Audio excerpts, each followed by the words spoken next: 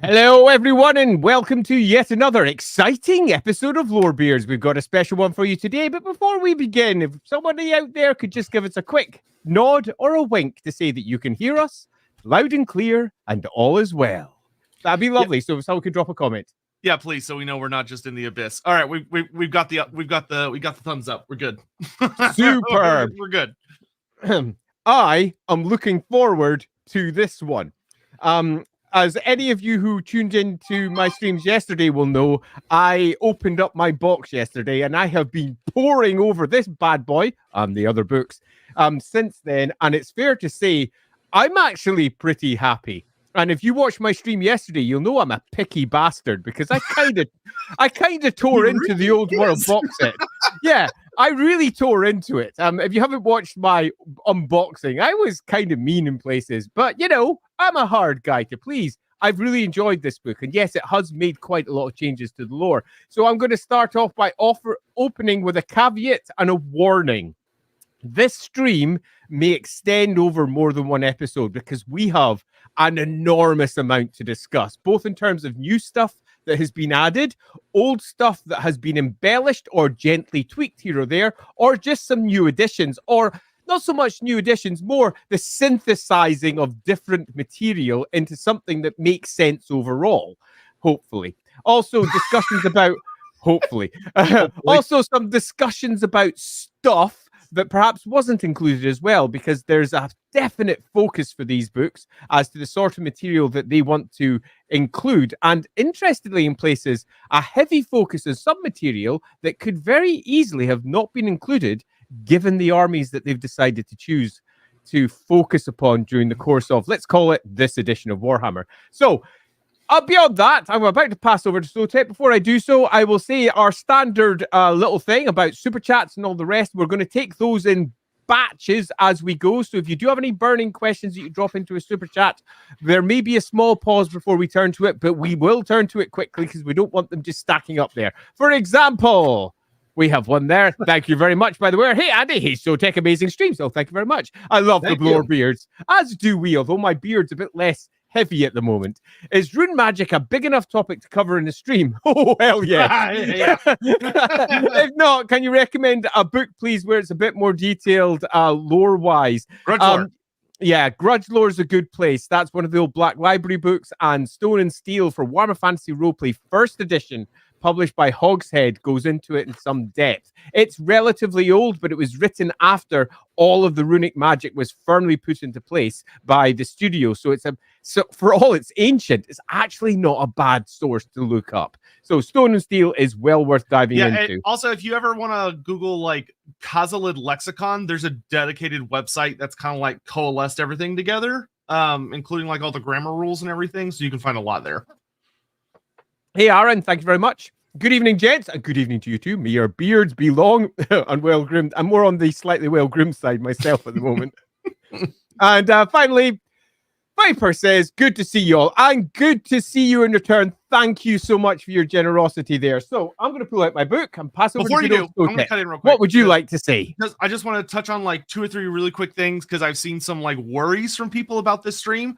We are not going to be spoiling Lords of the Lance, which part of my book is invisible because blue screen. But I just got my copy, we're focusing more on the wider world stuff. So if you're really like, oh, I don't want to be spoiled on the Black Library stuff, you got nothing to worry about. You can watch the full stream. Nothing's gonna be spoiled. Absolutely.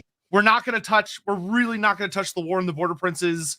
Probably, and we're really not going to touch any of this stuff. So feel free to just stick around. We're going to be mostly dealing with the broad scope for today's stream. Have you anything else you would like to add for your little intro before we go? I'm just holding my book going. Ooh. Other than I think this is going to be kind of a fun, like the good and the bad and the ugly type thing, though there's not as much ugly as I think a lot of people were expecting, which is very, very pleasant. Me and Andy were kind of talking about beforehand, and it is worth noting that if you're really a lore person and you're like, okay, I want to get into the lore, what books do I really want to get? Funny enough, you want to get the books that you would think you don't, and you don't want to get the books that you think you do. So you want to get the core rule book first and foremost. It's like the it's like old Warhammer Fantasy, where the core rulebook was like 50% lore and then 50% rules. It's the same thing. And then there's the big forces of books. So like the Ravening Hordes book and the Forces of Fantasy book. Both of those also have a ton of lore. Don't bother with the Arcane Journals. Unless you just really want to read like a snippet. Like I have these, but once again, blue screen makes them partially invisible. So they look awesome. Yeah, so if only they had see-through. Could you imagine if they had this technology? So these books, they're super duper tiny. And granted, they're fairly cheap, but they barely have anything in them unless you're wanting to read about the War and the Border Princes specifically. So they deal with like what's happening right now, which is why they're so thin.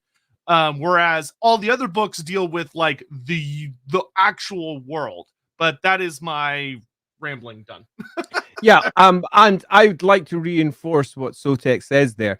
If you're out there going, you know what, I really love Warhammer. I've been playing, for example, Total War for some time, or Warhammer Fantasy Roleplay, and I'd like to get a good grip of what the world is like.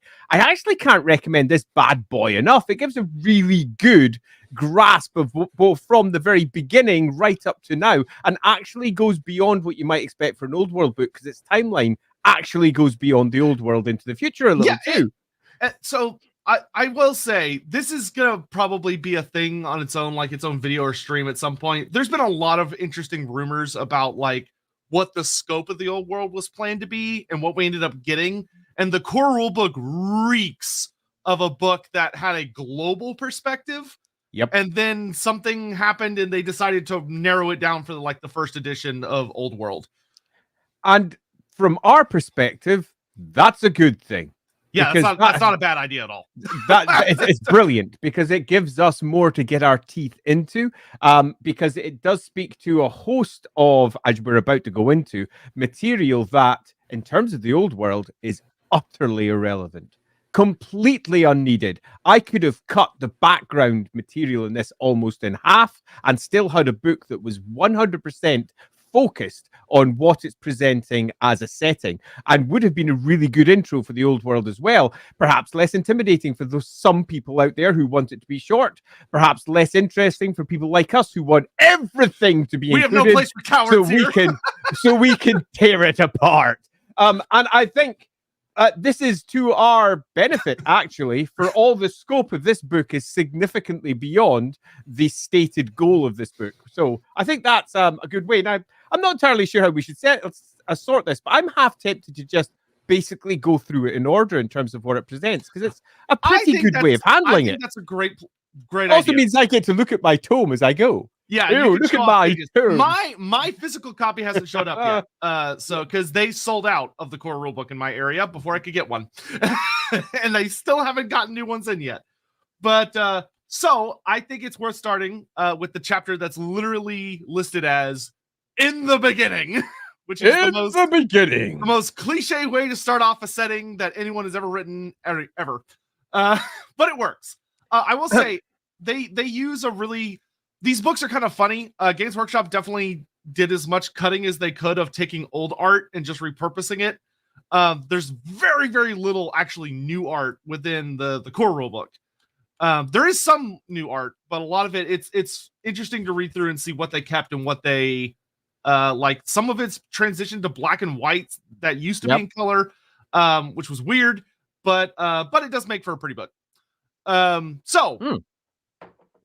Before we begin, Luring Lion there is asking a question.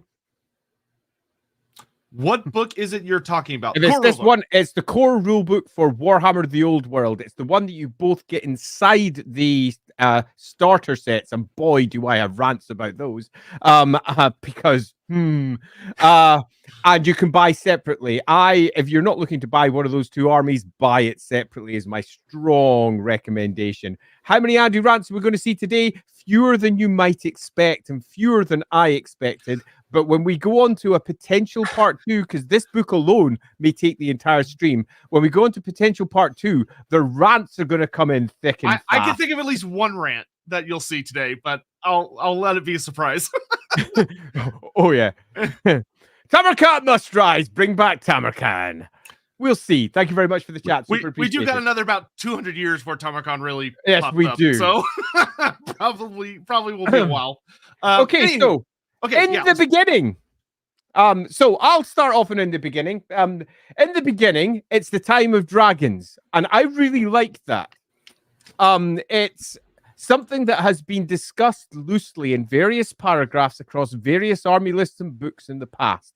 But here it makes it very, very clear what they have decided is now before the old ones. And before the old ones is literally the time of dragons, where the dragons ruled the world, and many almost apocalyptically sized behemoths worked their way across the Warhammer world. It was a place of huge cyclopean creatures, terrible, massive things that burrowed under the earth or flew through the skies. And the dragons kind of ruled over them because they kicked ass and chewed gum. And you get the idea that they were probably by far the most sentient stroke powerful of the lot.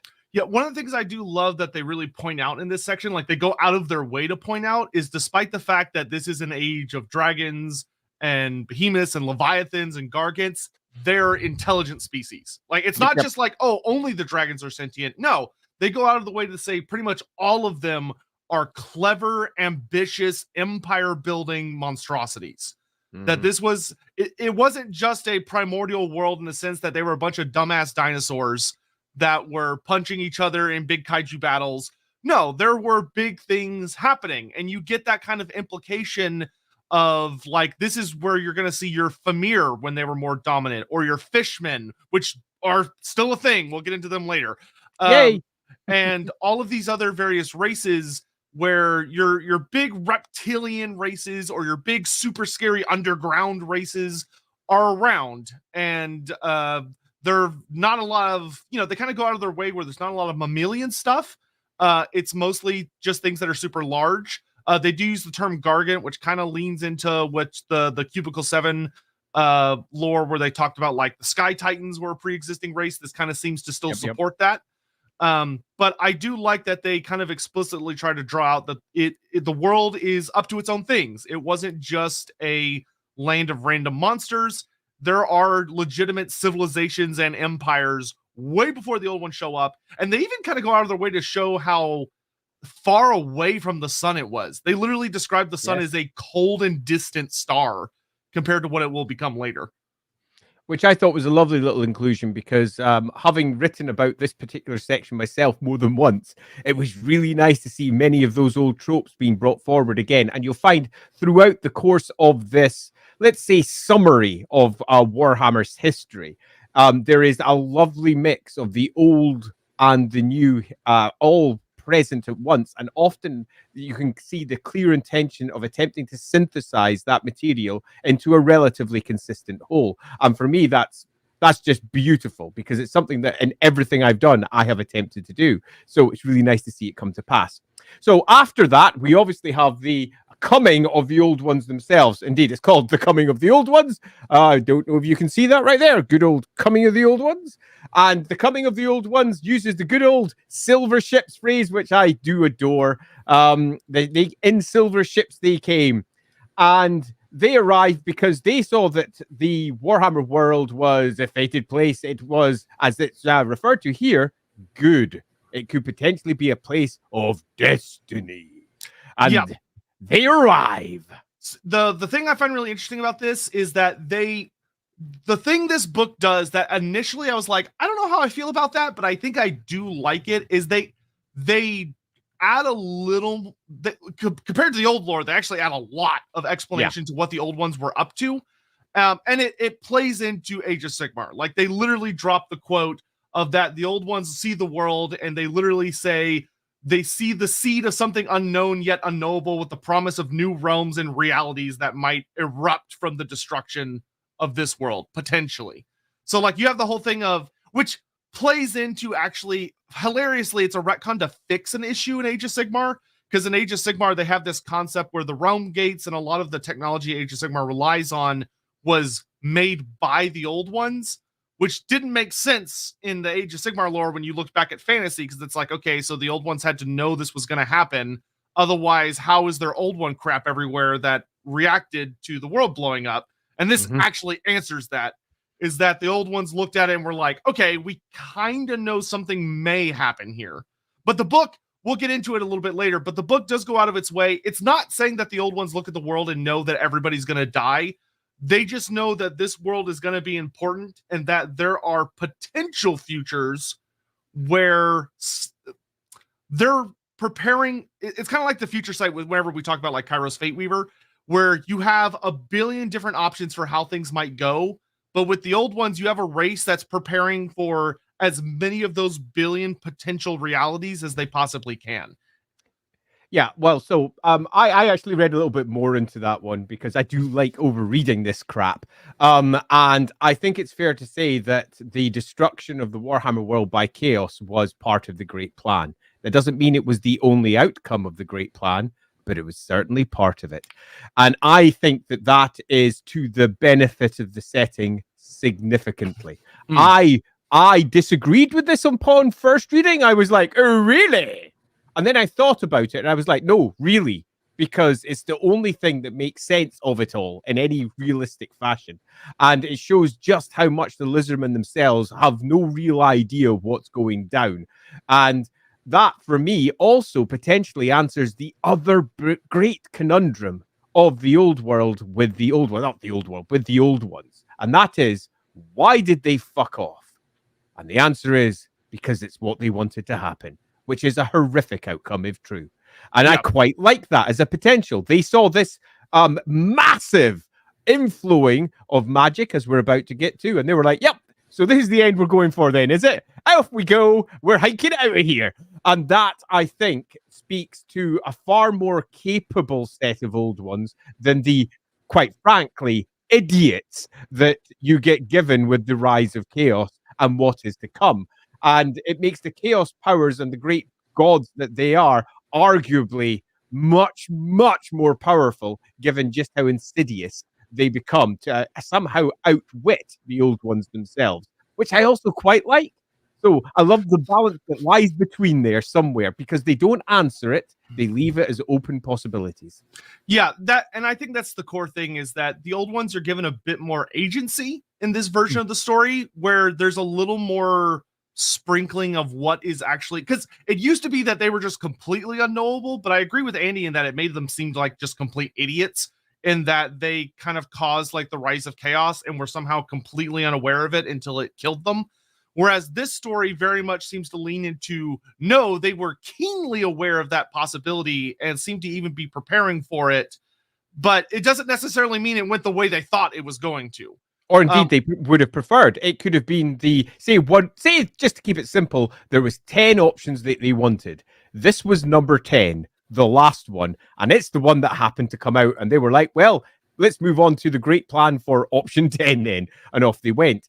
I think this is a sensible outcome, and as we go on, particularly with the small snippet that they drop in the dwarf section, it's a really small one, but if you read it for what it is, it again suggests the old ones were fully aware of what was about to happen. So when we get on to those, I think we've got a lot to discuss. And sadly, I'm going to call out what I said at the beginning of this stream. We're how many minutes in now? We're 20 minutes in. We're hit paragraph 2. Yeah, let's okay. Let's keep on moving. Yeah, let's keep on moving on that one, because we do have a lot that we want to move on to. So I'm going to hit on to the next 2 parts, which are Reforging the World and the Young Races. Oh, the Young Races nicely clarified something that had always been hinted at, but is now 100% certain. They uplifted humanity. Humanity definitely was uplifted by the old ones. None of this, they might have been, they emerged from somewhere. They were not part of the plan. They were. And they uplifted humanity before the ogres and the halflings, who were both confirmed to be uplifted very near the end, and also created somewhat more, well, crudely, one could argue, although I don't think that that's necessarily the best reading. But they are definitely linked together for certain in the text again, which for me, for the core Warhammer text, is super important, because I've always written that when I've done my halflings and my ogre material. So it's nice to see the Warhammer Old World book reaffirming that part, which was a very originally put in place for the very first Ogre Kingdoms army list before it was even released. So that was really nice to see in place. Yeah, for me, the big things that stand out is the reconfirming that the greenskins are not a native species. They're literally alien. They're an alien group were stowaways. They snuck onto the Yeah, planet. the sneaking on one I found really interesting. Yeah, it seems to imply that the greenskins did it on purpose. Like it wasn't. So the old lore was like, oh, they were spores on the outside of the ships. The new lore says, no, there were greenskins hiding on the old one ships that got to the planet, spreading everywhere. They'll never spot us. Let's go, lads. This version of it for me struck me as almost ridiculous, like they were some sort of intergalactic stowaways with their own Hitchhiker's Guide to the Orchid Galaxy. To me, though. Like oak spores. Like I like the idea more of greenskins sneaking onto the ship because stupid goddamn greenskins doing that kind of shit that they can sneak by an omnipotent race. Yeah, exactly. It left me with a really big No, it's okay. Can you give me a story, maybe Mork and Gork based, brutal but cunning? They're bed bugs. Yeah. Even the old ones can't deal with bed bugs. As we're doing that little pause, let's run through the other comments there. Can you tell Grimgore to stop forcing me to gift? I could do it on my own. No. Money. Thank you. Nah, it's okay. Hey, Commander Bond, thank you very much. Hi, quick question. Did GW really did move Bloodkeep to Sylvania? No. Don't look into all of that new lore stuff, but want to cover if that's not true. I literally just looked. That's not true. Bloodkeep's the exact same place it's always been. Yep. I thought we had one other one there. There it is. But yeah, sure. See before end. Why Crimlo is? Have y'all ever looked at what Crimlo actually is? Like, y'all meme on me, but have you looked at how bad what that is? It was awesome. They're athletic frogmen. Like, it is so weird looking. Best.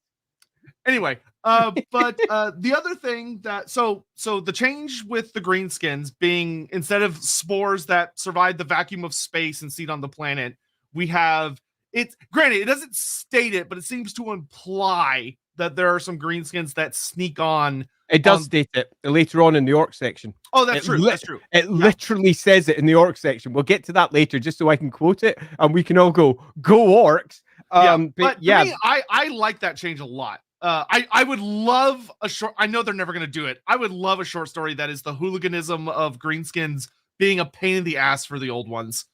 Of just gods trying to deal with a termite infestation, and they're just having a pain in the ass time with it. But the other thing that's interesting is in the Reforging the World section, they seem to be going back to older lore. Yeah, the first generation of the Slann seemed to be re-retconned to being from somewhere else. Because it says that the initial servants of the old ones came through the Stellar Gates instead of being spawned on the world itself. Which for people that don't know, if you go back to like 6th edition fantasy, the first generation Slann like Lord Croak came from somewhere else. They were brought to the Warhammer world by the Slann because they were like the most elite of their servants. And then the further generations, so the 2nd through 5th spawnings, were spawned on the planet itself. But in the later editions of like 7th and 8th, they changed it to no, all of the Slann were spawned on the planet. So the old world is going back to 6th edition, where Lord Croak came from somewhere else. He came through the Stellar Gates with the other first generation Slann, which is super interesting and I like a lot because it implies a much more ancient life and level of power. Where now, okay, Lord Croak isn't younger than Kolek Suneater. Now Lord Croak is probably the oldest character in the setting, or one of the oldest characters in the setting. Yeah, agreed. Well, not necessarily the oldest on the Warhammer world as a whole, though. Right, yeah, we'll get to them. Yeah, quite. There are some others to discuss. But I also find this particularly interesting because they split it here between the old species, the ones that they brought with them effectively, and the new ones that they uplift. And they mark it nice and clearly that the first chosen of the old ones are the elves. The elves are uplifted first. They are the first species that they go, yoink, you are now super awesome. And then they go down through others, including humanity, dwarves, and then humans, and then the ogres and the halflings. And I find that an interesting change and categorization and clarity. So one change they did make that I don't think I like this change actually, is that they, and I think they probably did this more for word count than anything because it adds a lot of text. But in 8th edition, I really like the inclusion of why they kept making more races is because there was a flaw. So like they made the elves, but then the elves were so magical to the point that they were too vulnerable to it. And they were like, okay, maybe we can still make these work, but let's make something that's super anti-magical. And they make the dwarves and go, oh no, these are too insular. They're too stubborn. They're too resistant to change. Let's make something else. They left that part out. Like they left out the flaws of the races during the creation myth, which does add a lot of text. So I can see why they did it, but I did like that text a lot in the 8th edition lore. Yeah, agreed. And inevitably, as we all know, the next step is the cataclysm. The cataclysm. That's when it all goes very wrong. And they make it quite clear here, because they are speaking with God tone, that the old ones don't know about disaster incoming and chaos about to arrive. But they undermine this in several other places. So I wouldn't take this with the clarity it suggests, because there will be other readings for this in future, and I imagine other writers might go in a different direction, particularly if they break their word and go to town on the Lizardmen at a later date. I would bet anyone $1,000 they will. Yeah, and I think that is very, very likely indeed. Cut a long story short, this is largely as we knew it, but there is a couple of major differences. For example, they discuss the rising etheric entities, and these etheric entities corrupt souls and find them delicious. And that's, I find, a very interesting way of putting it. They also mentioned something which I found quite interesting, and that's that the ruinous powers to come masqueraded as beneficent gods, suggesting that there were other gods as well at this point. There's a really interesting snippet here, and it's also it marries well with a snippet that comes later when they discuss Cain. And they mention quite clear, but it's actually a Vol section where they discuss Vol, and they say that there was definitely, again, a great war amongst the gods. This war is not detailed at all in their timeline. It almost doesn't exist. But similarly, they do include the fact that there are gods, sort of, before the cataclysm. Yeah, I think that's actually really critical, and something that old Warhammer Fantasy just failed utterly at, was trying to explain the concept of there were clearly gods and religions before the old ones died, which always kind of led to this confusing thing of everyone being like, okay, well, surely that was just the old ones. This goes out of its way to say, no, they're completely different entities. Completely different entities. And that, for me, fundamental. Yeah, it's super important, because it's like, okay, the old ones are off doing things, but I think the book does a good job of kind of saying that the old ones were not, the book kind of seems to suggest the old ones were not super hands-on as far as being like on the planet walking around. There is an implication that they did for a tiny bit, where when they initially showed up, they did battle with a lot of the ancient titans, and there was like this war of gods. And we'll get into more of that later, because there's a later chapter that deals with that explicitly. But but like Andy said, the thing that's really interesting is that I do like that they don't lean into the 40K-ification of fantasy, of being like, oh, the 4 great powers already existed and were already big and whatever. Yep. It's very much given of this idea of that there were kind of nebulous things in the ether, but they started to get bigger and bigger and bigger. And as they got bigger, they started whispering into the world. And what I really like is they explicitly point out that they're whispering not only to the races we know, but they're also whispering to the older races that the old ones have displaced. So they're whispering to what would be the Dragon Ogres and the Famir. They point that out, which is really important. And I like that a lot, of establishing how some races were already chaos aligned before chaos even showed up. I'm also going to point out one piece that they mention, because it gets contradicted at other points, which is sadly the outcome of several points of this book, where they've got contradictory bits of lore sitting side by side. Would it be Warhammer if they didn't? Yeah, would it be Warhammer if they didn't? So, for example, they've got it very clearly here stated with clarity that the winds of magic are there, And it's the winds of magic that they're the nascent powers that will become the great chaos gods to be used to flow, because they're already flowing endlessly from the gateways. And these whispers from the dark gods came down through the winds of magic to them. Yet later on, when they discuss exactly what it was like before the formation of the vortex, there are no winds of magic. They make it exceedingly clear that it was impossible to perceive it, and it was the formation of the vortex that cracked magic as it's understood and causes the ribboning of the colors to spiral outwards. So we've already got a strong contradiction in the lore, and we're only on what, page 1, 2? Yeah, the magic section is super interesting. The only thing I could think they were trying to imply that maybe they goofed up is that, like, before the vortex, just the way, like, it almost seems to imply that there was only high magic. Like, high magic was the only form of magic that existed, so nobody could perceive it, except for, like, the Salon and the Old Ones back then. But that still doesn't make a lot of sense with where we end up eventually. So the magic sections are a little weird. Yeah, so one way to interpret this would be that the fragmentation of the winds of magic is already beginning.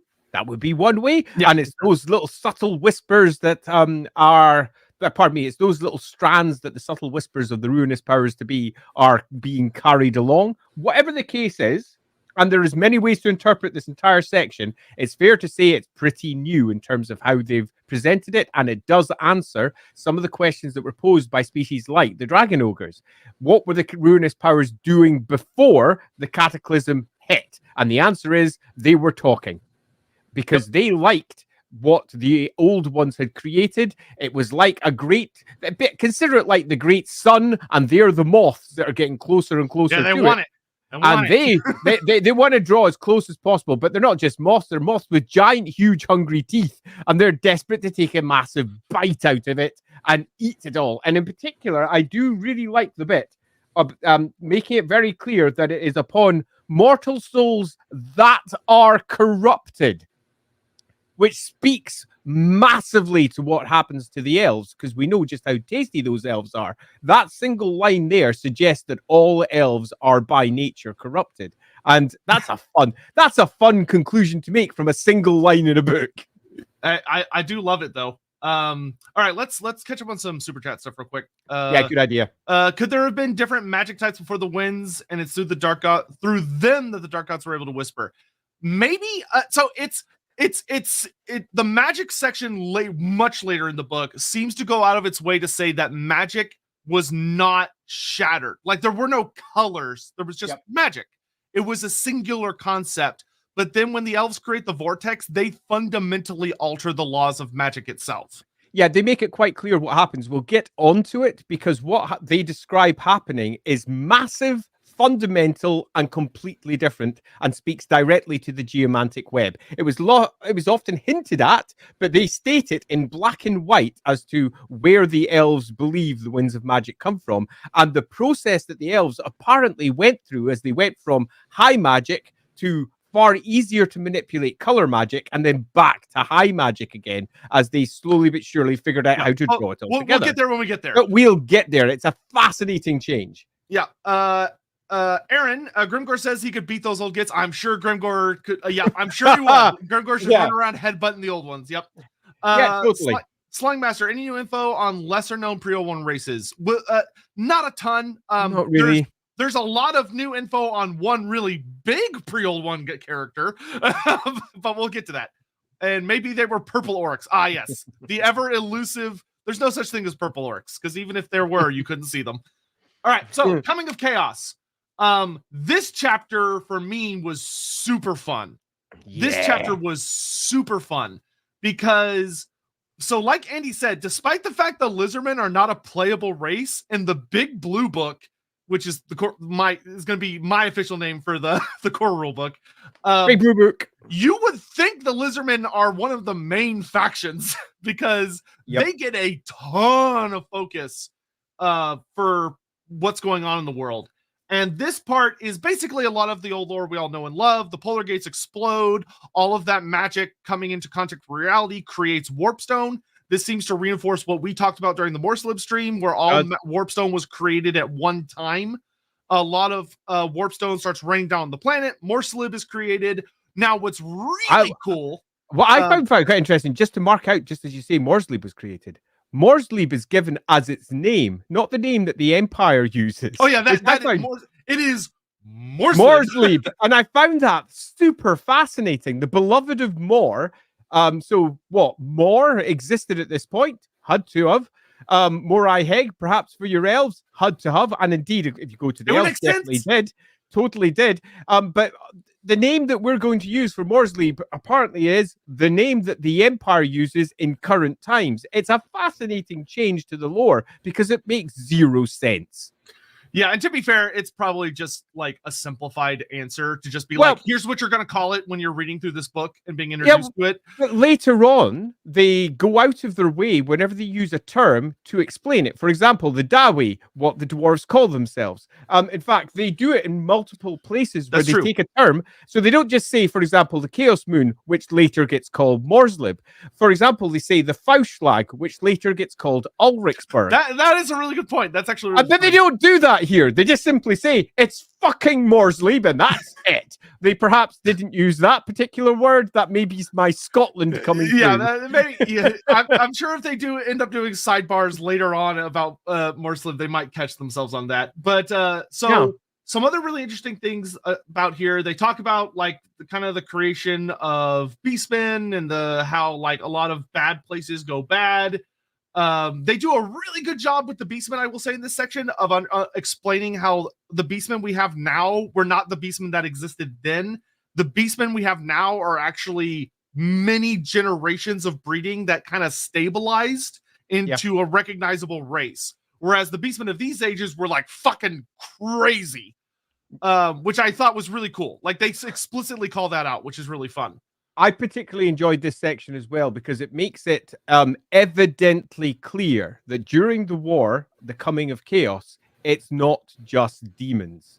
Oh yeah, no. The world, but various editions in the past have attempted to claim that the first war was against demons only. And this was a retcon of the lore that had come before, where, for example, the first ever chosen was human, Morkar.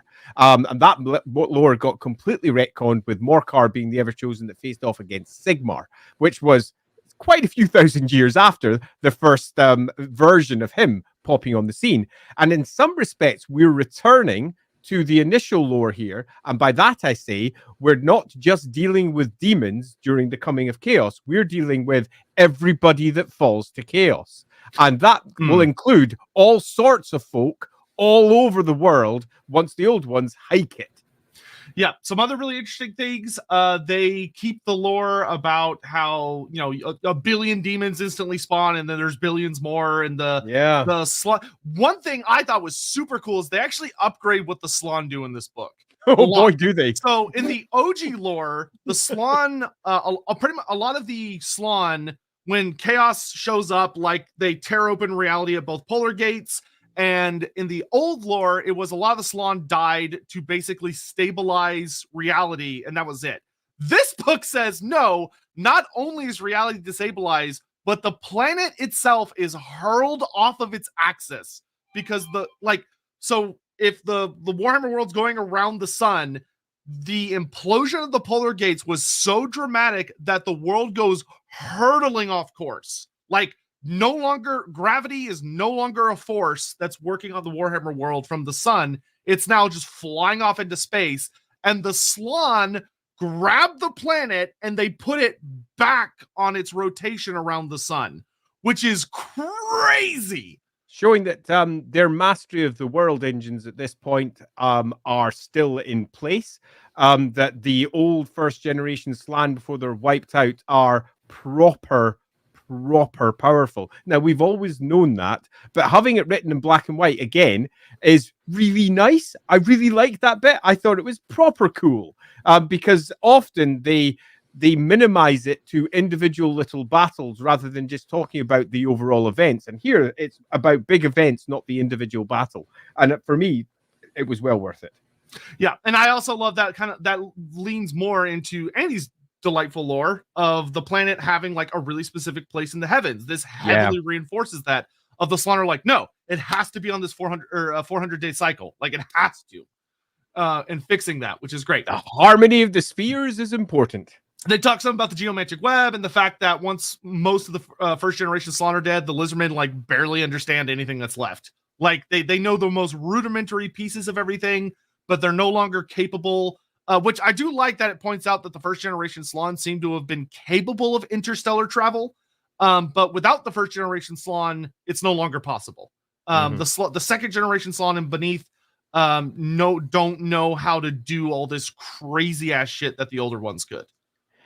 For me, that was particularly important and cool to see in practice because just to go a complete aside, when I was building the Pass of the Old Ones adventure with Gav Thorpe, it was basically drawing upon exactly that piece of lore, and it was really nice to see it be re-emerging and being consolidated there. We were like, yes!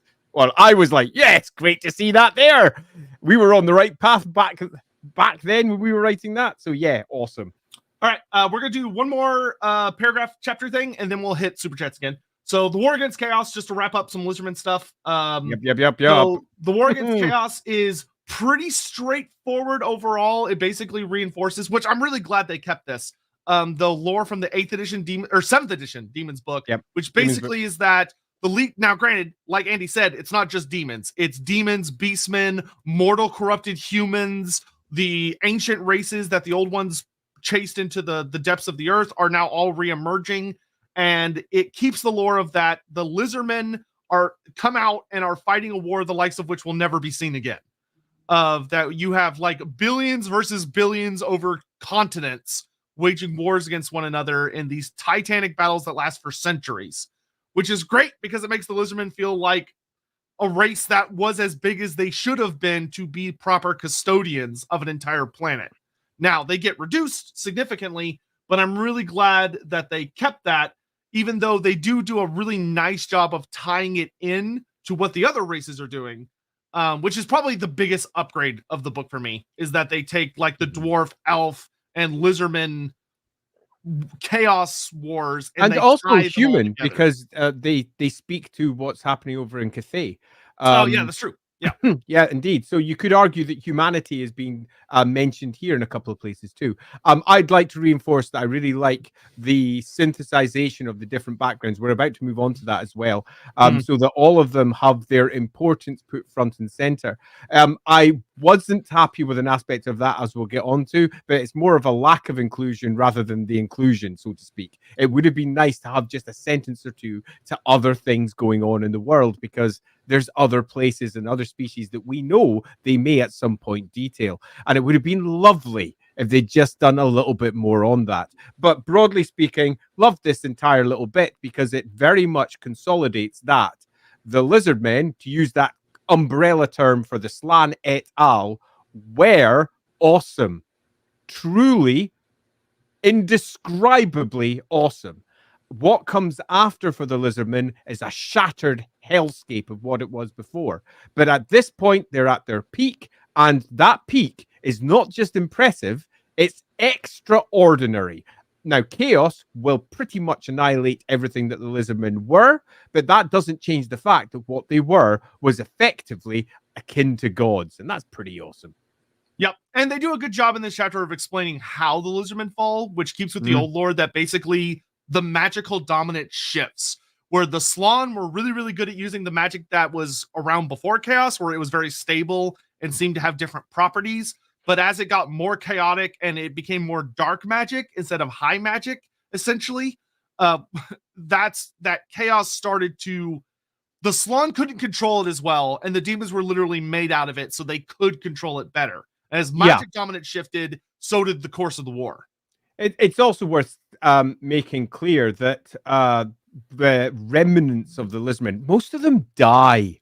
I mean, that's another massive... I mean, it makes it quite clear. Hundreds of the Slann are dying. It's horrendous, the casualties that they are suffering. And the most powerful of them are doing everything in their power, not just to stabilize the world, but to try and bring, let's call it peace back to the world, some form of stability and order again. They're very much a force of order. It is not going well. And And it's really, really hard. And what's left of them is almost nothing. And that's another good reason why they fell.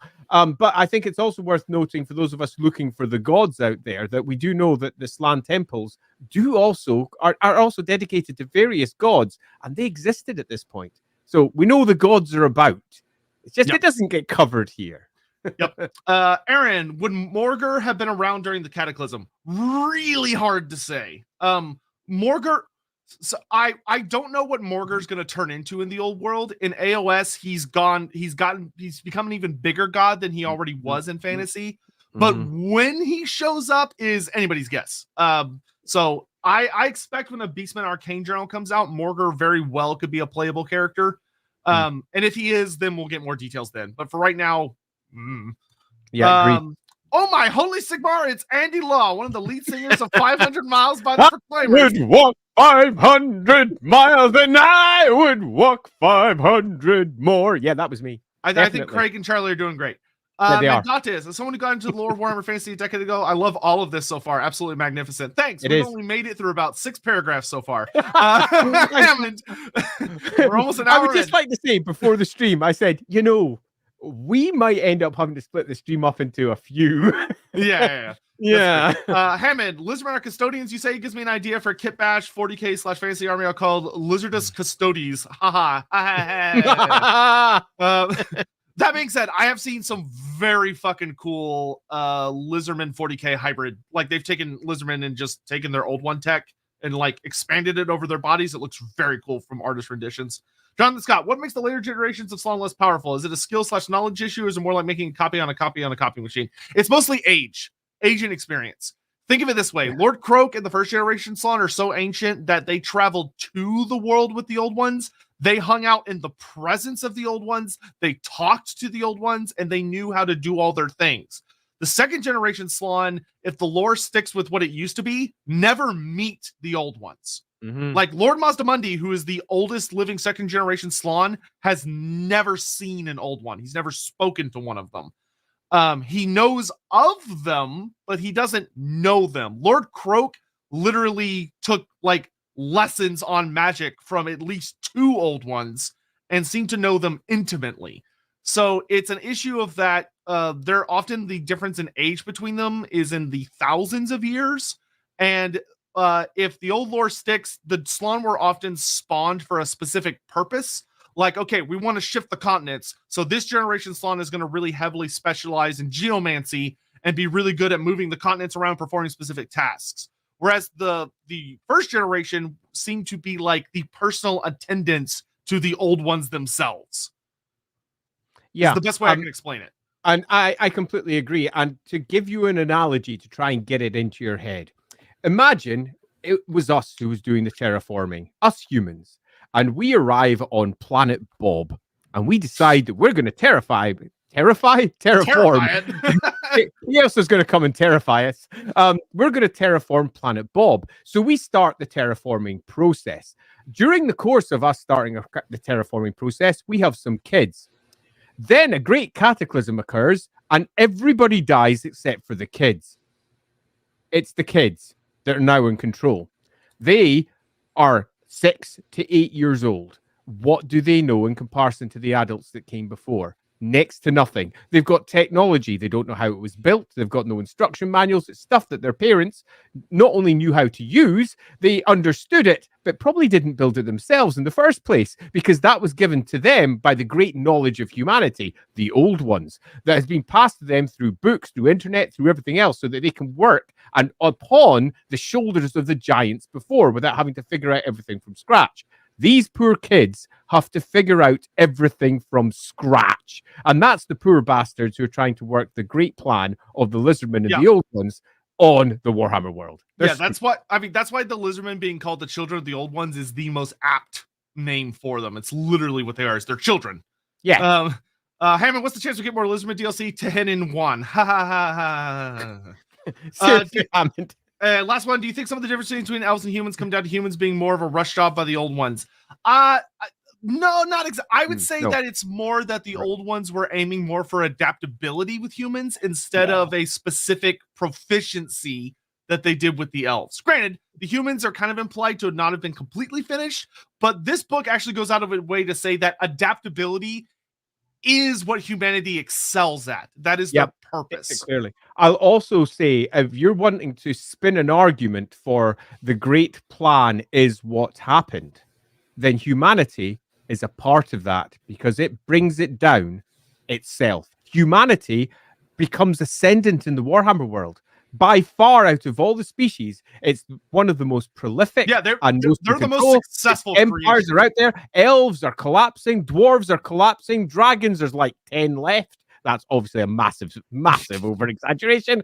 But of all species of the Warhammer world, humanity is by far the most successful. Even the greenskins, who are very successful at what they do, just come in tides and go in time. They're more like a storm than they are a successful species. So if I would not view humanity as anything close to a failure, I'd in fact flip that round and say that they are the most successful and the elves are a failure.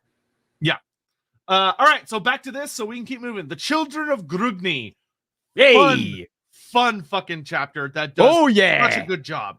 So, the big thing this does is one of my biggest issues with the old lore for the dwarves is that there was a huge competing story that I didn't like, where some of the stories about the dwarves would say, oh, the dwarves went down underground when the cataclysm happened and they don't come back up until the vortex is formed. So they just didn't do anything. They just hide underground and that's it. And then there were other stories that said, no, they were being attacked by chaos and holds were falling and Grimnir's out there fighting people, and they never mixed them, and it was really dumb. This story mixes them, and it's perfect. It is just lovely.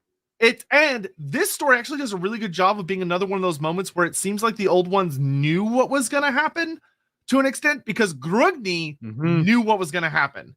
He has a prophetic vision, or because there's always the thing about the ancestor gods also did not get to meet the old ones. Instead, there seems to have been a realm known as the Glittering Realm where knowledge is kind of imparted onto them, which is fascinating. But within that, Grugni apparently has a big vision, and he's like, hey, shit's about to go down. We need to go underground. But they only go underground for the initial storm. So basically, when chaos explodes outwards and the Slann are like, oh shit, and the Slann stabilize the planet and they stabilize reality, that's when the dwarves come back up. So they're gone for the initial storm, but we're still deep in the cataclysm when the dwarves come back out and start going, bring it on, which is awesome. The dwarves are participating, which is great. So I really like this section because it did a couple of clarifying things that have been missing for the dwarves for some time. First, it states quite clearly that the dwarves are exceedingly primitive. And this is not normally stated in many of the dwarven lores, where they like to imagine that right at the very beginning, they were already receiving the wisdom of the old ones. They kicked ass, they chewed gum, and their empire across the Carachancore was extraordinary. This undermines that entirely. The dwarves are primitive. The ancestor gods, however, those who effectively created the dwarves that were to come, the later generations, they taught them everything, literally everything. They're the ones who are the contact through to the old ones. Now, the exact nature of how the old one tech is passed over is not described here. We have our glittering realm elsewhere, not here. But it's quite clear that our ancestor gods are super, super special because they are the first. Now, whether there's 3 or whether there's more, that depends on the lore that you read. But at this point, only I think 3 are mentioned, as I recall. They mentioned 3 explicitly, but they definitely leave it open. But they leave it open, which is super important if you're trying to propagate and create an entire species. Just hashtag saying. This entire section is lovely because it speaks to exactly what they're doing. It sort of suggests that Valea has magic. I was about to say, the thing I love about this, later on, it talks about how the ancestor gods contribute culturally to the dwarves. But this section goes so far to say, not only do they do cultural things, each of the ancestor gods has a critical war function. Grugni is like, hey, this is how runes work. This is runic magic. I'm going to teach you guys how to forge. We're going to make the best weapons and armor because you're going to do what I tell you to. Valea fucking obliterates magic. Like she's like dispelling. Literally, it's not that she's using runes to dispel. It seems to very much imply that Valea is teaching the dwarves how to break and dampen magic. Yeah. Which is really cool and really interesting. It really is, particularly given what we know about how magic works. So that for me was a fascinating little snippet. But this section is mostly just little snippets where we get to see how and then each of the gods Grimnir work. goes outside. This also talks about how the forces of chaos. Now it specifically points out that it's a lot of the mortal legions as well. So it once again calls out beastmen. Humans are laying siege to the dwarf holds, and the dwarfs march out. But this allows the Old Lord to still work, like the lore of Kugoth Plaguefather, destroying several of the early holds. That still makes sense within this context, which is great. It's great. It's much like all the snippets that we're moving through here.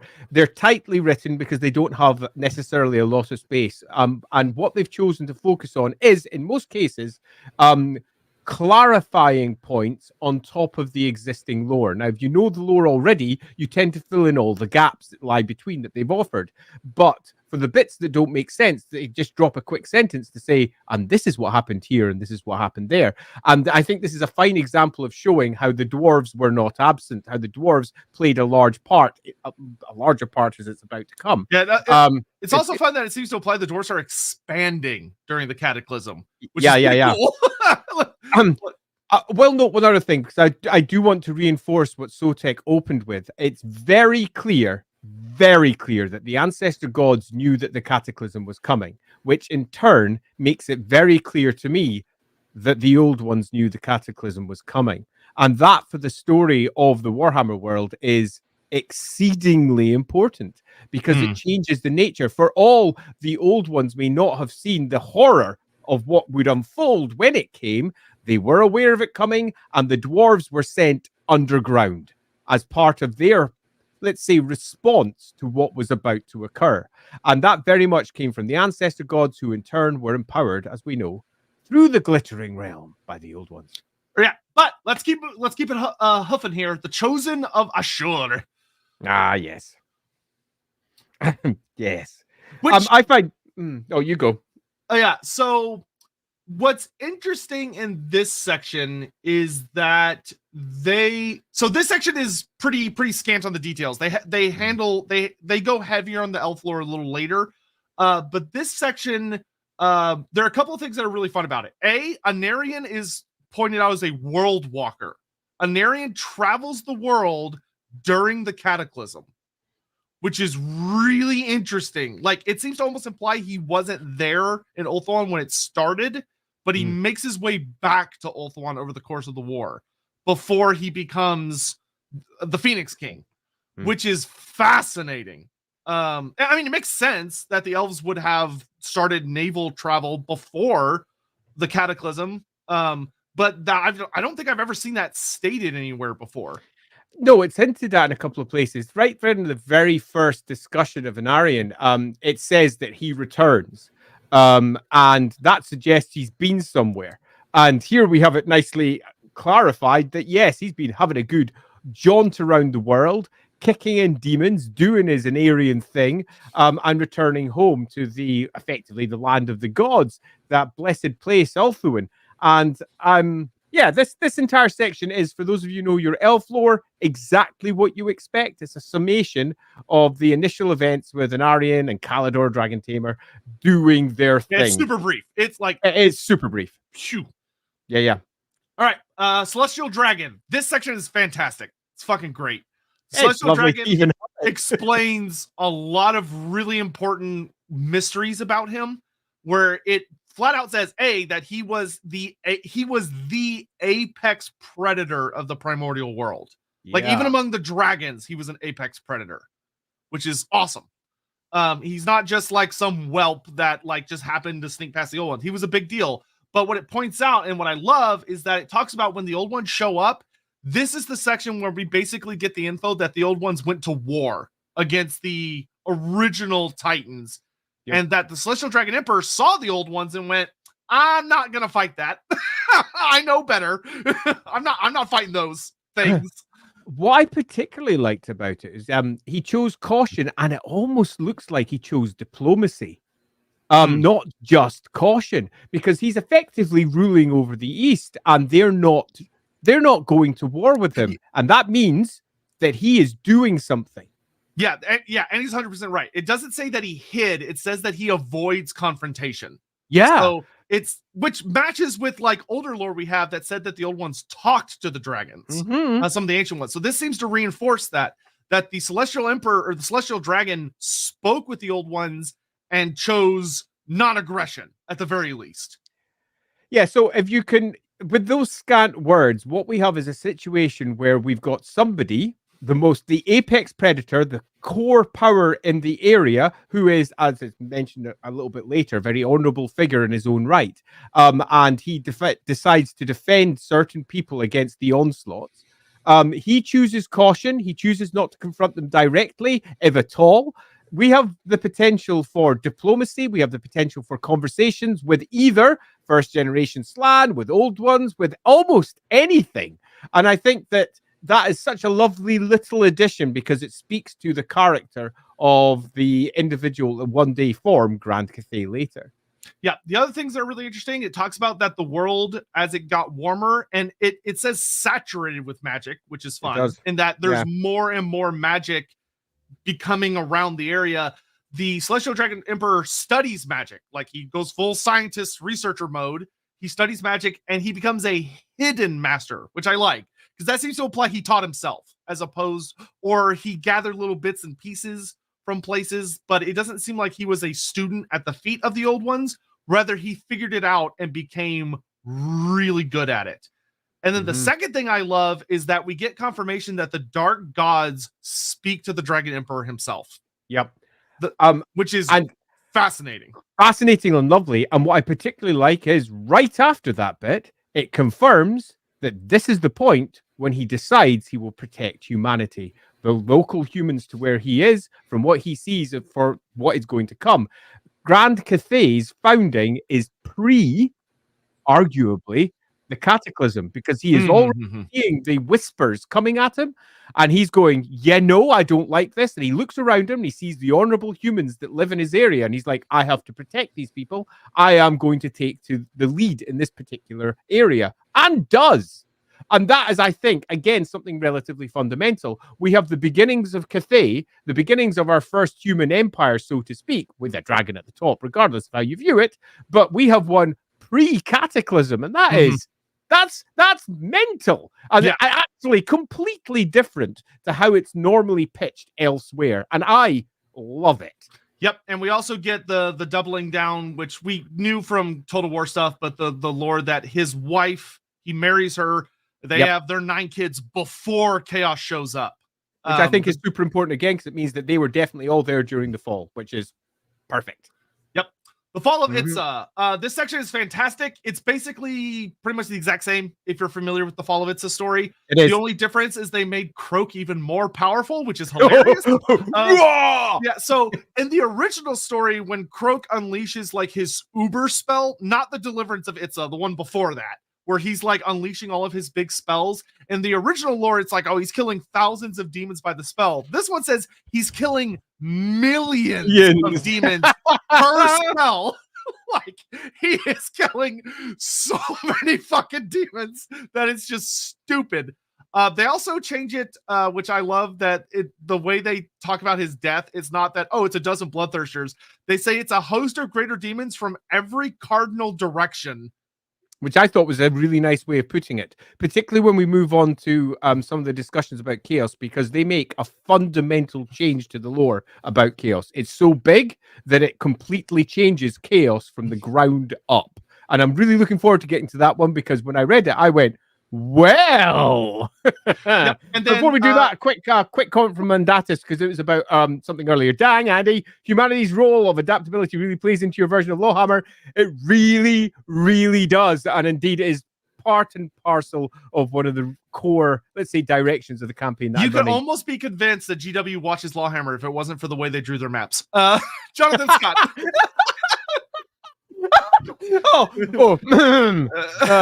Yeah. Don't forget Grognar, the ancestor god of old lore and past editions. He's why the dwarves are convinced everything was better in the old days. We've got a few others there as well. Oh, we've got one there from. Oh, were you just getting to it? Sorry. Yeah. I do love the Dawi origin story and its validation implications. The Dark Father must despise beloved Valea even more than directly opposition. Yes, Agreed. that actually opens up some really fun concepts. Did Lord Croak meet the Dragon Emperor? Maybe. Very possibly. Possible. Because the Dragon Emperor exists. The Dragon Emperor is powerful. The Dragon Emperor is also slumbering. They mentioned that multiple times, at least once. So often quite sleepy at this point. But throughout the course of that sleep is mastering all of the magics that are flooding the world. And there is no doubt that the Old Ones et al. Are aware of him. So yeah, I think not even this. Yeah, there's no way totally. He didn't meet somebody. Croak is a power metal guitar solo made manifest. Hell yeah, he is. Yeah, he is. The fall of Lord Krokenheimer. Yeah.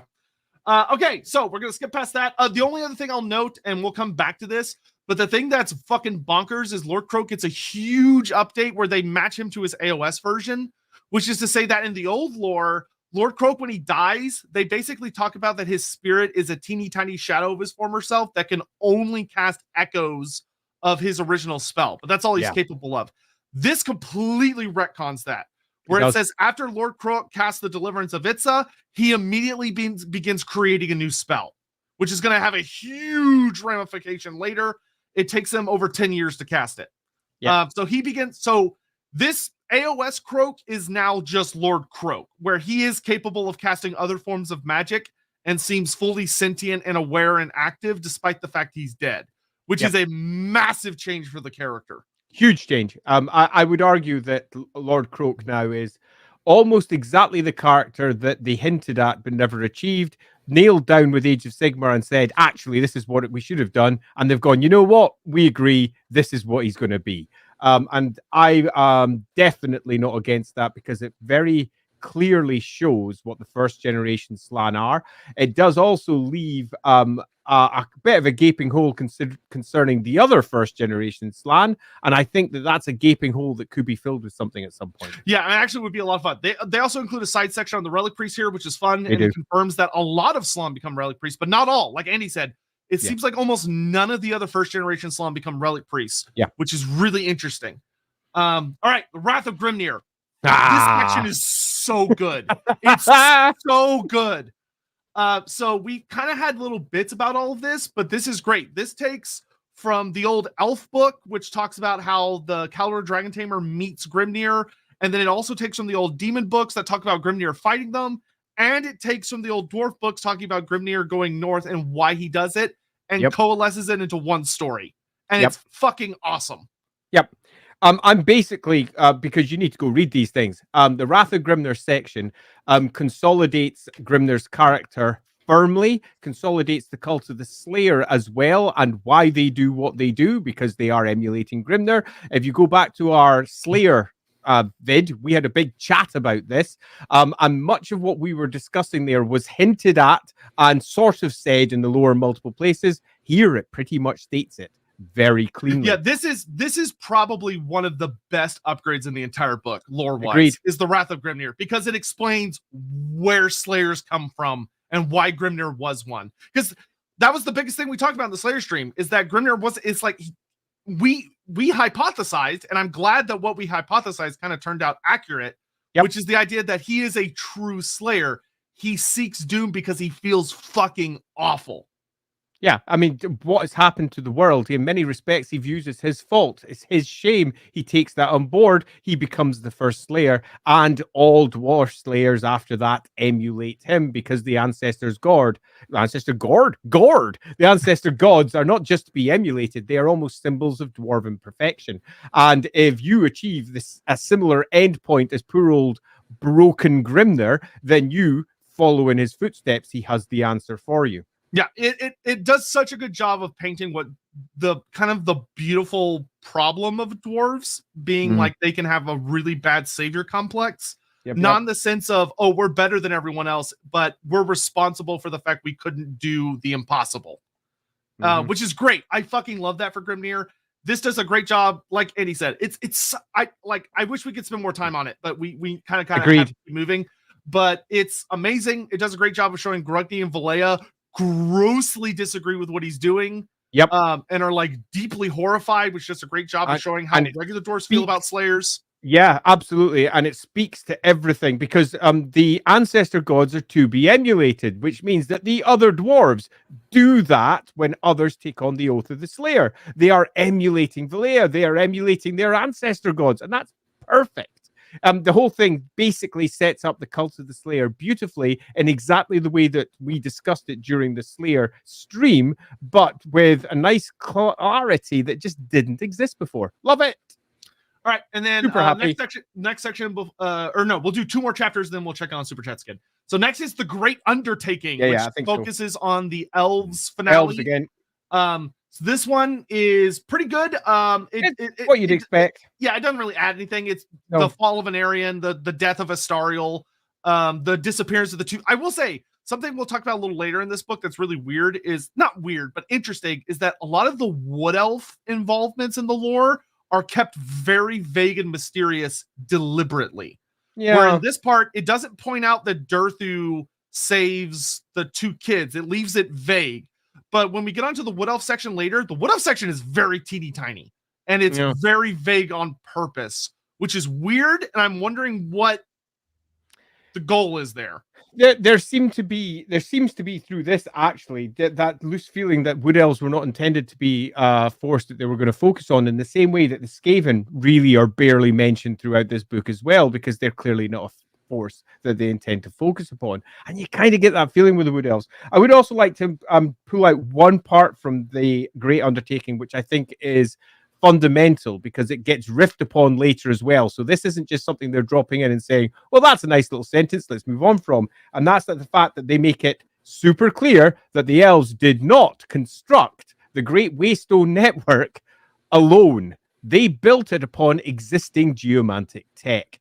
Now, it had long been said in various corners, and it had long been said outside of elven sources. But here it's made it nice and clear that the elves riffed on other people's stuff to do the job that they need to do. They used the geomantic web to effectively wipe magic out from the world, and so that the demons could no longer exist in the way that they were before. So much more sense, and does of course it does, because like the old lore was so weird of like the elves are on the brink of annihilation, and yet they somehow have 20 years or whatever to build a global network of waystones. Yeah. Like what the fuck?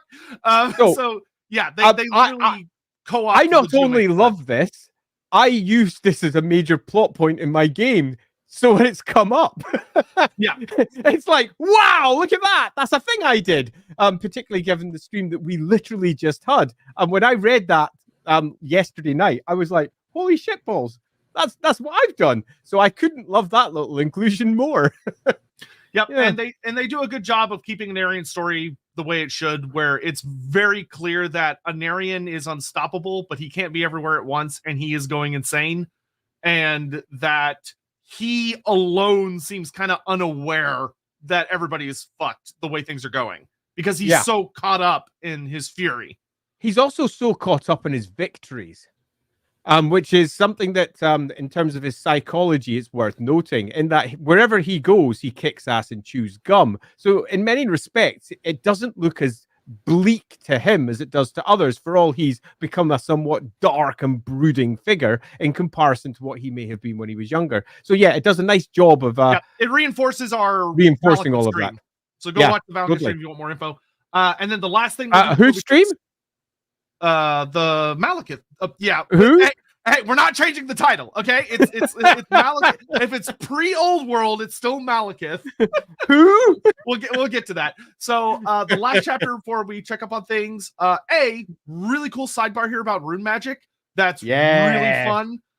It talks about the concept of rune magic. It points out that dwarves are really weird because they don't have shamans, they don't have spellcasters, but instead they have rune magic, and it kind of goes into talking about that the dwarves don't actually really seem to know where rune magic comes from, which is really fun. They have myths about it because Grugny taught them, but he didn't really explain to them where it came from.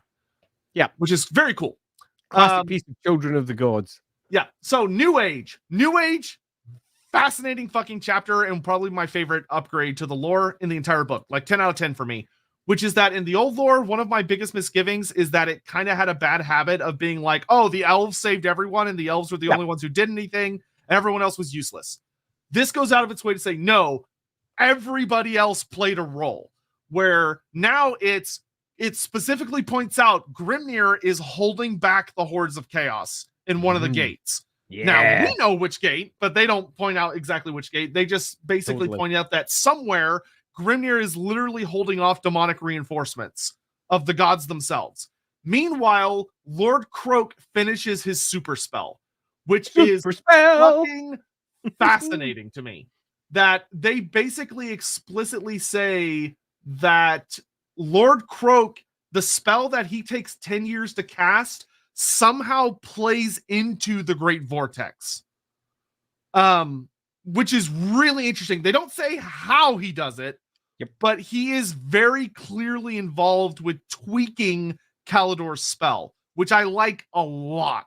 I mean, it's clear. It's the great plan, because that's what the old ones work to. It's as simple as that. Lord Croak's like, I know what you're going to do. I've already seen that black. Now, as ridiculous as that may sound, but it is the great plan. There is no alternative. It is the great plan, which means that this entire setup, he's first generation Slann. He's freaking ancient. He works to the great plan. It's what he does. This entire thing was figured out by the old ones, regardless of what the text may say here or there about their blindness. This almost certainly was an outcome that was perceived, because the alternative is that Lord Croak would have done something else, because he works to the great plan. Yep, and he's the only one around anymore that even knows what it is. So the last little bits about this, they just have some teeny tiny kind of wrap up notes where they talk about, an Aryan dies and all that other stuff. They do have the super interesting. So this is the first time we see the interesting note that when the vortex is created, the elves for the first time see the vortex, which is brimming with all the colors of magic. Yeah. It seems to imply that this is the creation of colored magic. Yeah. Pretty much makes it certain that this is when magic becomes a thing, and they state it for clear inside the magic rules later that this is when arcane magic as we understand it today, with its 8 colors of magic or more, if you believe that's the case, its 8 colors of magic become a thing. And this really causes people like, say, the Slann an issue. It means that the elves have to completely relearn everything, and as they find out, as we'll discuss later, it's not as hard as you might think. Yep. And then the last thing, and like Andy said, the fascinating thing is the very last paragraph of this entire section of the book literally ends with, maybe this was the great plan all along. Exactly. Like, that's basically what the last paragraph says, which is fascinating.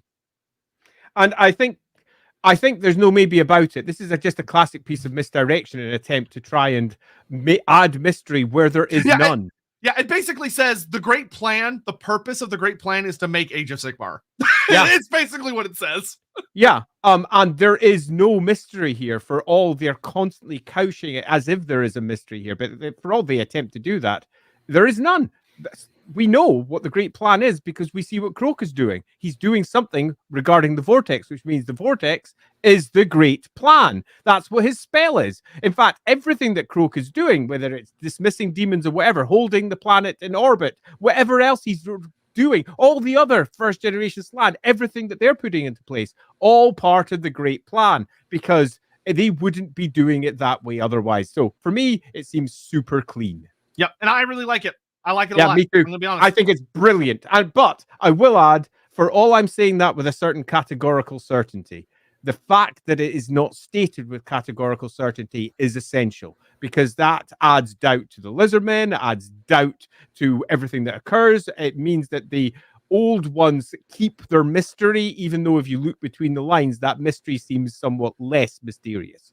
Yeah, that being said, there are some fun mysteries of, obviously, I do like that it seems very strongly to say that the old ones didn't necessarily want it to happen the way that it did. Like Andy said, yeah. 1,000 ways this could have happened, this was probably the worst way. All right. Commander Bone, couldn't watch the stream, had to go over the train home. Dwarf question, anything new in the lore about runic units like rune golems and guardians? Also, can dwarves take shard dragons? That's not really what they tackle in this at all by any means. No. They keep the rosters that you get in like the Forces of Fantasy book are very much like, okay, here's your old like Warhammer Fantasy minis. Here are rules for them, and we'll come back around to you guys later. Is really the way the books kind of come off. So as far as like new lore on runic units, nothing really. That'll probably come up later, but right now there's really nothing. You got your basic book, which covers all the troops you know already, and they're going to release specific little tomes, which will be filled with specific armies within a specific context. So adding in extra lore there rather than these broader books. Yeah, so check back later when dwarves go. I think they've already confirmed greenskins are next. I think dwarves are after that, if the rumors I've heard are true. Tanaka Skyler, they call Lord Croak the Chaos Slayer. Big fucking gun division plays in the background. Yep. Good old Doomslayer. Even though we all know actual Doomslayer is Oxiodal. But CB4 it really seems like Lorebeards and LAWhammer did all the work here. Totally watching this plagiarizing. Thank you very much for your vote of confidence. But I don't think so. Mr. Wargamer, Kislev and the Border Princes, bear-like symbol on the new map. We love your map. We will get to the map. I promise. We may. Yeah, we will. We may not do it this stream. Given where we are, we must be about an hour. Oh, Christ, look how far in we are already. We won't get to it in this stream. We are getting to the map though, because I have so much to say. Yes, definitely. The map will be better for a different stream where we're talking about like the now. So like the war and the Border Princes, because that's the now, which we're not. And I think that'd be a far better way of handling it, because I wouldn't like to give it short shrift, because there is so much that we can discuss about it. Yep. Adam, did we get any new lore for Bellacor's timeline? No. Be'lakor is not ever brought up, really. Obviously, he's still a big deal. I will say the one thing that will be interesting for Be'lakor that I like is the reinforcement that it's not just demons at the start, means that Be'lakor's empire that he would have had back then will not have just been demons, which it's going to be everything you can imagine, which makes him even a bigger deal, and also explains why he was worshipped to the point that he got so arrogant that he tried to take on the gods themselves, because he was I'll slash that with arrogant stroke powerful. Yeah, that's true. Yeah, so like he had a empire of lots. But thank you guys. Anyway, so onto the timeline.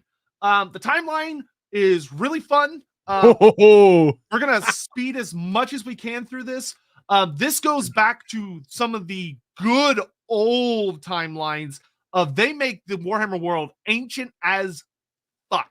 So I'll say one reason why I like this timeline, because there was a book created called, I think, The Warhammer World or some nonsense like that, which was created almost as a licensed book, as I recall. And it had a timeline in it. It pretty much follows that one. I find it really funny. It uses the same dates. It starts off with minus 1500. And the first thing that immediately says is they have decided that the imperial calendar, without making any reference to it, the imperial calendar for the empire is the dating we're going to use for everything. And that is also super fascinating. Yeah, I would like that, because I honestly hated the change in 8th edition where like all the elves had different calendars, because it makes had that was from 4th edition. That's well, not it's like in like 7th edition, all of the books use the imperial calendar for their timelines, which was so much easier to read. 8th edition, they started doing like unique calendars, and it makes it a bitch to like cross-reference the timelines. So I have no problem with it. I just am amused that they didn't mark it, because normally what they do. There's no IC marking. There's no IC. There's nothing. This is the default dating for everything, apparently. That's super funny. I didn't even notice that. I find that almost hilarious that they've done this, because if you came at this for the first time, you would come to the conclusion that, here we go, are you ready? When you get to 0, let's see what 0 is. Oh, it's the twin-tailed comet arriving. Oh, it's Sigmar. Basically, they've said that Sigmar defines all dating in the Warhammer world, and that is a proper kind of nonsense. Excuse me, I think you mean Sotek? No. Not according to this. No mention of Sotek at all. Just because they were too lazy to. Anyway, okay, so minus 1500. Really nice thing is that explicitly that this is the time of creation, which is an era that starts with the old ones showing up. and they explicitly say the time of the dragons ends. So lots of stuff happened before this. It's just that this is when the old ones show up, which I love a lot, because one of the older issues I had with some of the old lore is that it always made it feel like the Warhammer world just had like 10,000 years and that was it. This goes to show that there's so much more history that is just not being explored. I mentioned this in a previous stream, saying I often frequently, when it comes to dates, say it's up to 15,000 minus 15,000 years ago these things happened, because that's the date that was used in many books, and it's in the new book. So it's really nice to see that older lore coming to the fore again, because it makes more sense. Love it. Yep. Then we get the next bit, which is literally just talking about that it takes them roughly 10,000 years to get the world to the way we know it now, which indeed checks out. But like Andy said, coolest fucking part is that it explicitly points out the Celestial Dragon Emperor takes over what we know as Grand Cathay nowadays. He doesn't call it Grand Cathay yet, but he starts gathering, protecting the humans 100 years before the Great Cataclysm. So the Grand Cathay has an official start date of 5700 pre-IC. It doesn't. Grand Cathay does not. The Celestial Dragon ruling what will become Grand Cathay, because later on you'll find Grand Cathay gets a start date. Oh, that's right. That's right. He does later on in the timeline. Okay, but we have it clearly stated that the first rise of a human empire is 100 years before the Cataclysm. That's not just different to what came before. It's so different that it completely undermines some of the nonsense. It's not nonsense. It completely undermines almost all of the old world's old novels in terms of how they express the different species. Oh, the elder races, the elves and the dwarves. Yeah, no, humans are as old. They are as old. Their empires are as old. The dwarves at this point are scrubbing around in the dirt, about to dive beneath the surface because they get themselves a good old prophecy to hike it underneath the earth. They are no older than the humans in terms of their empire building. And I think that that's a fundamental change to the Warhammer world as a whole. They have just completely overwritten almost 30, 40 years worth of description where they constantly say that the elves and the dwarves are the older civilizations. They are not.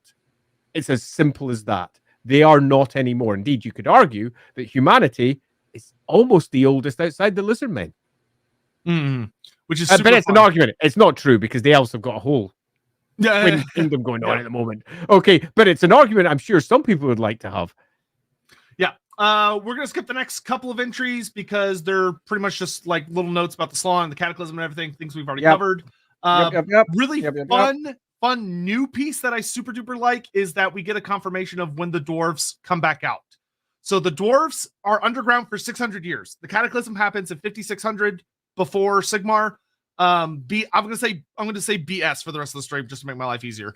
So 5600 bullshit is when the Cataclysm happens. 600 years later, the dwarfs come back out from underground, and they spend the next 500 years fighting in the war, expanding. This is when Grimnir meets and befriends Kaldor Dragonhammer and all that stuff. So we get and they also fascinatingly tell us that the dwarves expand from their initial holds all the way north to where they're bordering with the realms of chaos itself, and as far south as the Sour Sea. So the dwarves build the World's Edge Mountains Empire during the war against chaos, which is fascinating and kind of shows how powerful the ancient dwarfs were, that they weren't just surviving, they were winning. Like they were on offense. Yeah, they were definitely on offense, and they were, and they had at their fingertips the received wisdom from the ancestor gods that were providing them with advantages, and one would presume parts of the great plan. Do not remove the lizardmen from all of this. The lizardmen, not the lizardmen, the old ones from all of this, because the great plan is in action here. As we know, they're going to succeed. Chaos will be brought to heel.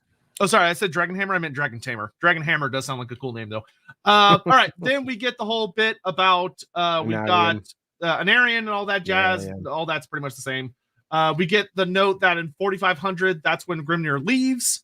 I'm 45. No, 45. Oh, you're not where I was going to go. Where? Yeah, carry on.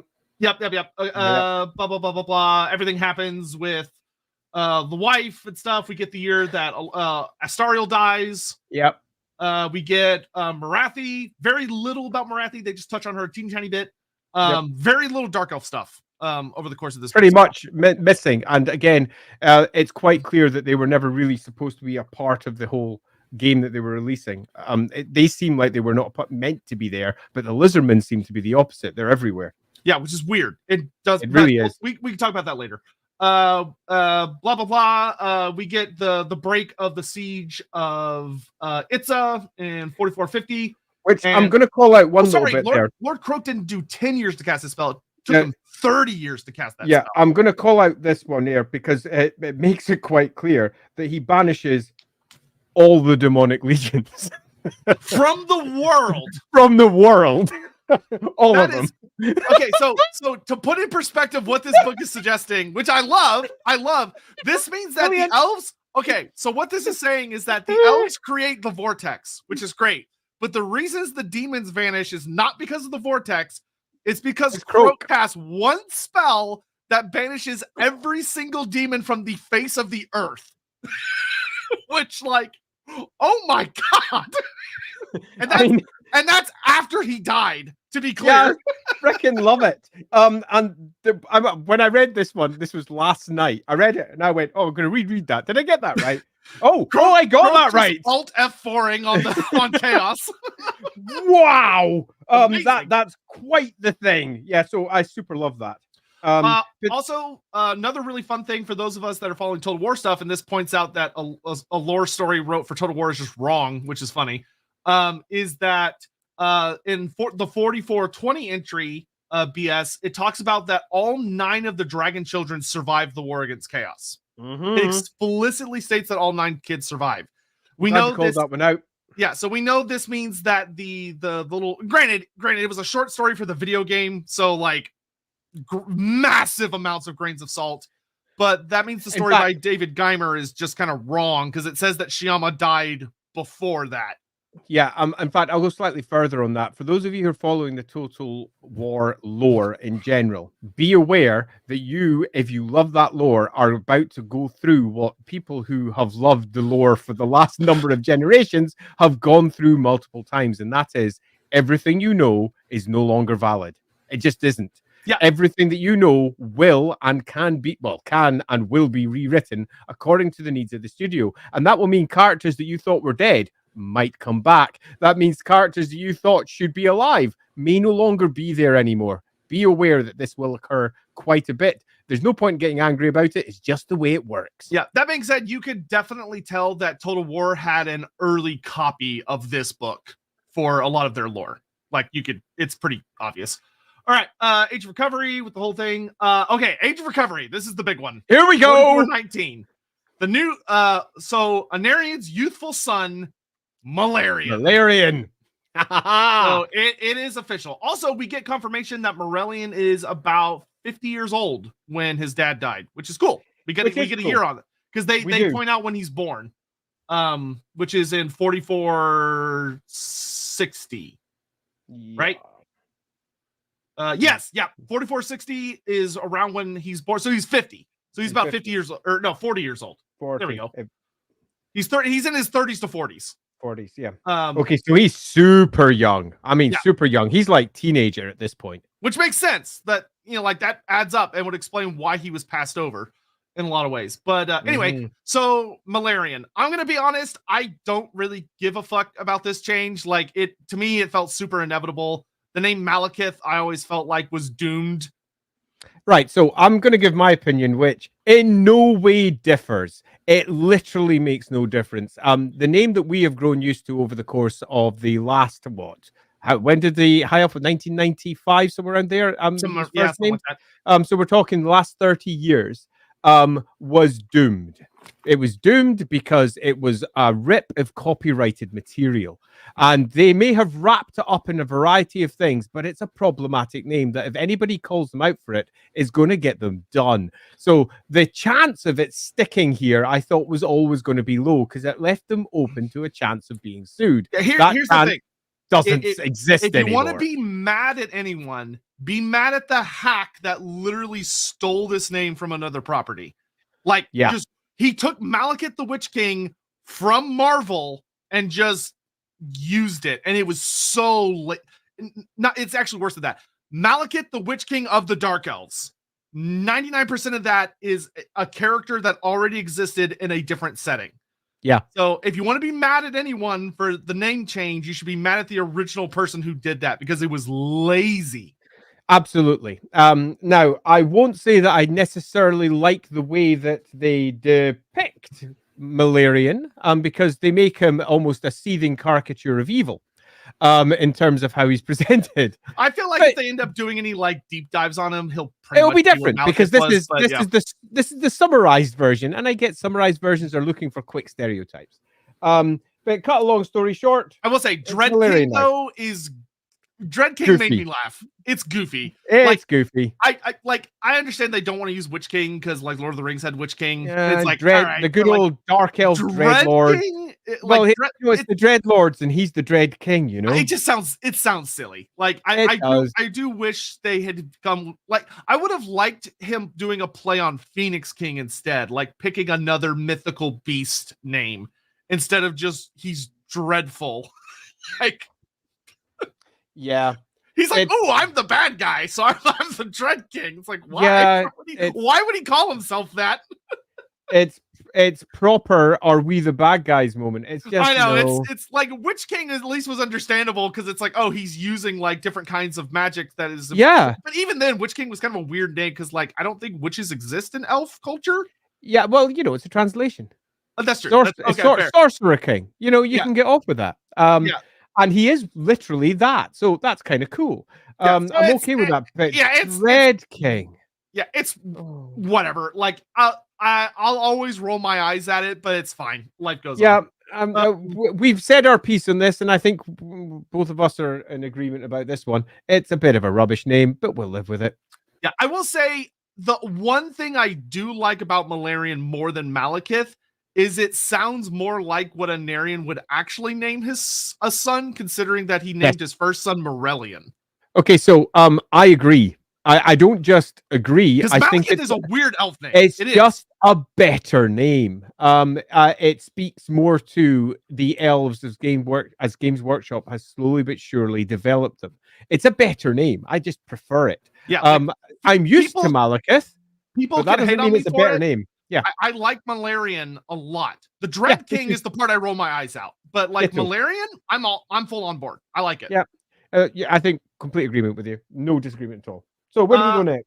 Next, dwarves going to Zorn Uzkul in 4300. I really like this. I'm going to pop up one little extra detail here. Minus 4420 when the vortex goes up. That's the point when they cut off the history inside the books here, and there's a reason for that. That's because that's when Warhammer begins. This is the Warhammer era. This is the age of war, when everything goes wrong. The vortex is in place. The winds of magic, as we know them now, are in place. All the factions no longer need to have this existential desire to work together to stop the end of the world and fragment, only coming together very rarely during one of the great incursions of chaos. And it's worth pointing that out. It's nice and clearly dated, and it's not just dated in terms of the book. It's nice and clearly demarcated in terms of how the book separates it. They went for a new age to determine when Warhammer begins, but regardless, it's not the age of Sigmar. This is what, the age of Warhammer? Yeah, the age of what's Sigmar's dad's name? So some other really fun things in here. The dwarfs of the World's Edge Mountains don't actually go to Zorn Uzkul and then on to the Mountains of Morn until 4300. This fixes a huge issue I had with the old Chaos Dwarf lore, which the old Chaos Dwarf lore used to state that the dwarfs were in Zorn Uzkul, the cataclysm happened, and that's what isolated them, which didn't make sense. It made no fucking sense because the years, this is always what the years were, but it used to state that it was the demons that caused the Chaos Dwarves, but that was stupid and didn't make any sense. I'm really glad it's gone. Yeah, they fixed it. That's gone. Yeah. It takes 300 years for the elves to get back to the old world where they meet with the dwarfs and things start to get pretty cool again, which is fine. They start pushing all the beastmen and very heavily implied remaining mutated humans back out of the old world. They wipe them out and push them into the forests or push them into the distant north. And then here, from 4,000 to 3,500, we get how long the Chaos Dwarfs were isolated, which is awesome. So the Chaos Dwarfs get isolated for 500 years. It doesn't say why explicitly.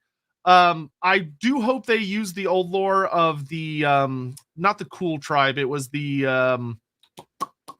other Chaos tribe. It's that nasty one. Just the, move on. Yeah, the near mythical one. Yeah, them. So, but someone, you've ruined my day. Someone in the Tong. Yes, it's the Tong. Thanks. The Tong tribe. But this is awesome because it goes to show they were cut off and under siege for 500 years. Yeah. Before they finally end up, before they gradually, I like that it says gradually, they gradually give themselves up to Hashit, which means it wasn't just a split decision. It was something insidious that took time, which is great. Mm-hmm. Here, let's catch up on some super chats really, really fast. Do I think he assumed Malekith was from Norse myth? No, I think he was a fan of Marvel Comics. Yeah, sure. Who knows exactly why? I mean, Games Workshop, particularly that era, were noted for just lifting stuff they liked and using it. The whole concept of chaos is not original. That came from someone else. The whole concept, in fact, of all their army lists comes from something else. It's only through development from 4th edition onwards that they become very much their own thing.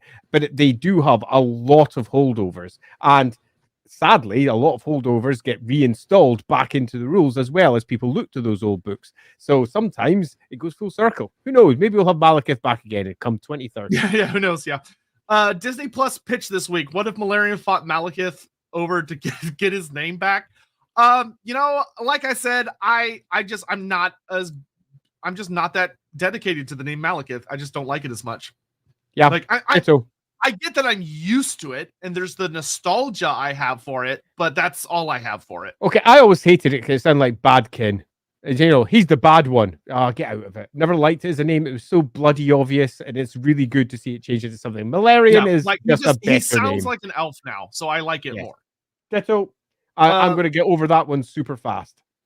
Yep. Let's see. Here we go. Yes. As the power of Cathay grows in the east, we officially get Grand Cathay is dubbed Grand Cathay, and the Celestial Dragon Emperor becomes Emperor in 3000 BS. Okay, so we have ourselves basically two.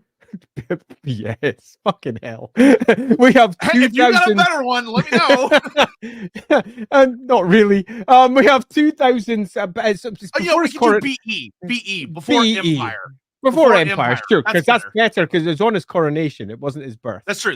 So let's do BE.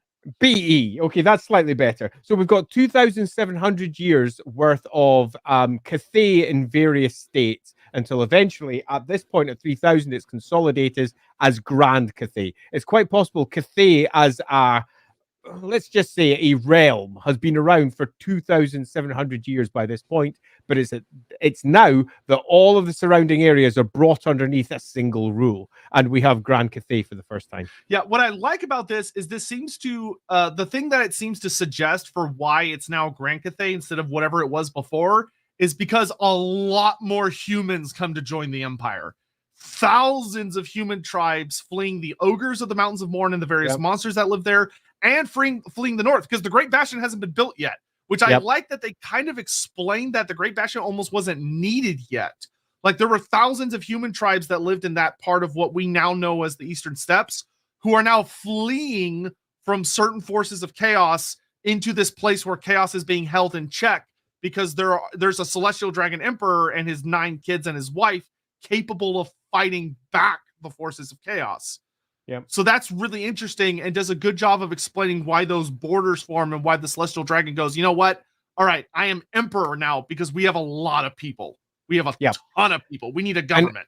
And it also sews up some of the lore contradictions where we have ourselves Cathay being founded approximately 3,000 BS before Empire BE. But we also have things that Cathay has done before that, and it gives us that lovely bridge from minus 5,700 to minus 3,000, and we can fill that in with all manner of new bits and bobs, and I think that's good. Yep. And then the last thing for this particular page, and then we'll catch up on Super Chats real quick, is that Belshazzar dies. Yep. And Malarian cackles because Malarian's a bad guy. Yeah, and then he catches on fire. Hilarious. And is found wanting, which actually slightly contradicts other pieces of lore. I think they're gonna purpose, especially because of how unpopular that end times thing was. I think they're gonna try and make it as nebulous as possible. That way, people can just have their own headcanon and just live with it. I think there's an awful lot of there's a lot of end times retconning. There's a lot of end times retcons. I'd say it's not so much retcon as smoothing. Yeah, okay, that's fair. Let's just blur that a little bit. So if you don't like it, it's very easy to read this in a different way. But if you do like that, it almost seems to suggest that they didn't like some of it, but maybe that's just me. Didn't want to say that one out loud. Yeah. Ledor, I came from the Marvel side with the whole Malekith name. Was surprised that nothing happened for so long. I personally don't care. Well, here's what I'm going to say: they didn't care either until two big things happened, which is A, Disney bought Marvel. Yep. That was the biggest thing that happened, and Disney is extremely protective. Like, if you're an American, our copyright laws are because of Disney. The reason that that copyright lasts for like 100 years is because Disney lobbied to get it extended and extended and extended until they finally couldn't anymore. So like, they're scary, and they're one of the biggest companies in the world. Games Workshop is big, but they're an ant to Disney. And Disney would do something about them if they ignored them for too long. So that's why things big change. And the other thing is that they're going back to the setting now. Like in fantasy, it's like, well, he's been that way for X amount of years, and Games Workshop just didn't care about the setting back then as much. And the internet was not like it is today and all that other stuff. I'll be interested to see if Total War just patches it. I think Total War is going to kind of run it under the system, but because the game is so close to being done. Yeah. But anyway, Hammond, what is Narcissus' favorite lizardman? Teto Echo. I actually really like that. That's funny. That's a good one. Malarian the Hydra King. Or Mandata really suggests, what about Malarian the Manticore King? As it the Elfticore, surely. Yeah. Chaos Corruption, the dwarves rolled slowly and inevitably on. Yeah, you have to remember that I don't think, while I think he could pick something ferocious, I don't think he would pick something that comes off as berserker. Like, he would want something more noble than a Hydra or a Manticore. Yeah, you're completely missing the inherent nobility of his self-perception. He is, after all, the son of Anarion, the savior of the world. And he perceives himself as the carrier of that particular legacy. He's not, the Dread King who fills everyone with dread. There's more to him than simply that. And to take that on as a self-moniker almost diminishes him, I feel. All right. Carrying on, we get the year after, which is actually kind of surprising. The year after the whole incident with Malarian killing the Phoenix King and getting burned, the Celestial Dragon Emperor uses his Astromancer. So we get clarification on that one. Yeah, so it is the Court of Astromancers who summon the Warp Stone and wipe out 2/3 of the ogres, which creates the Great Maw.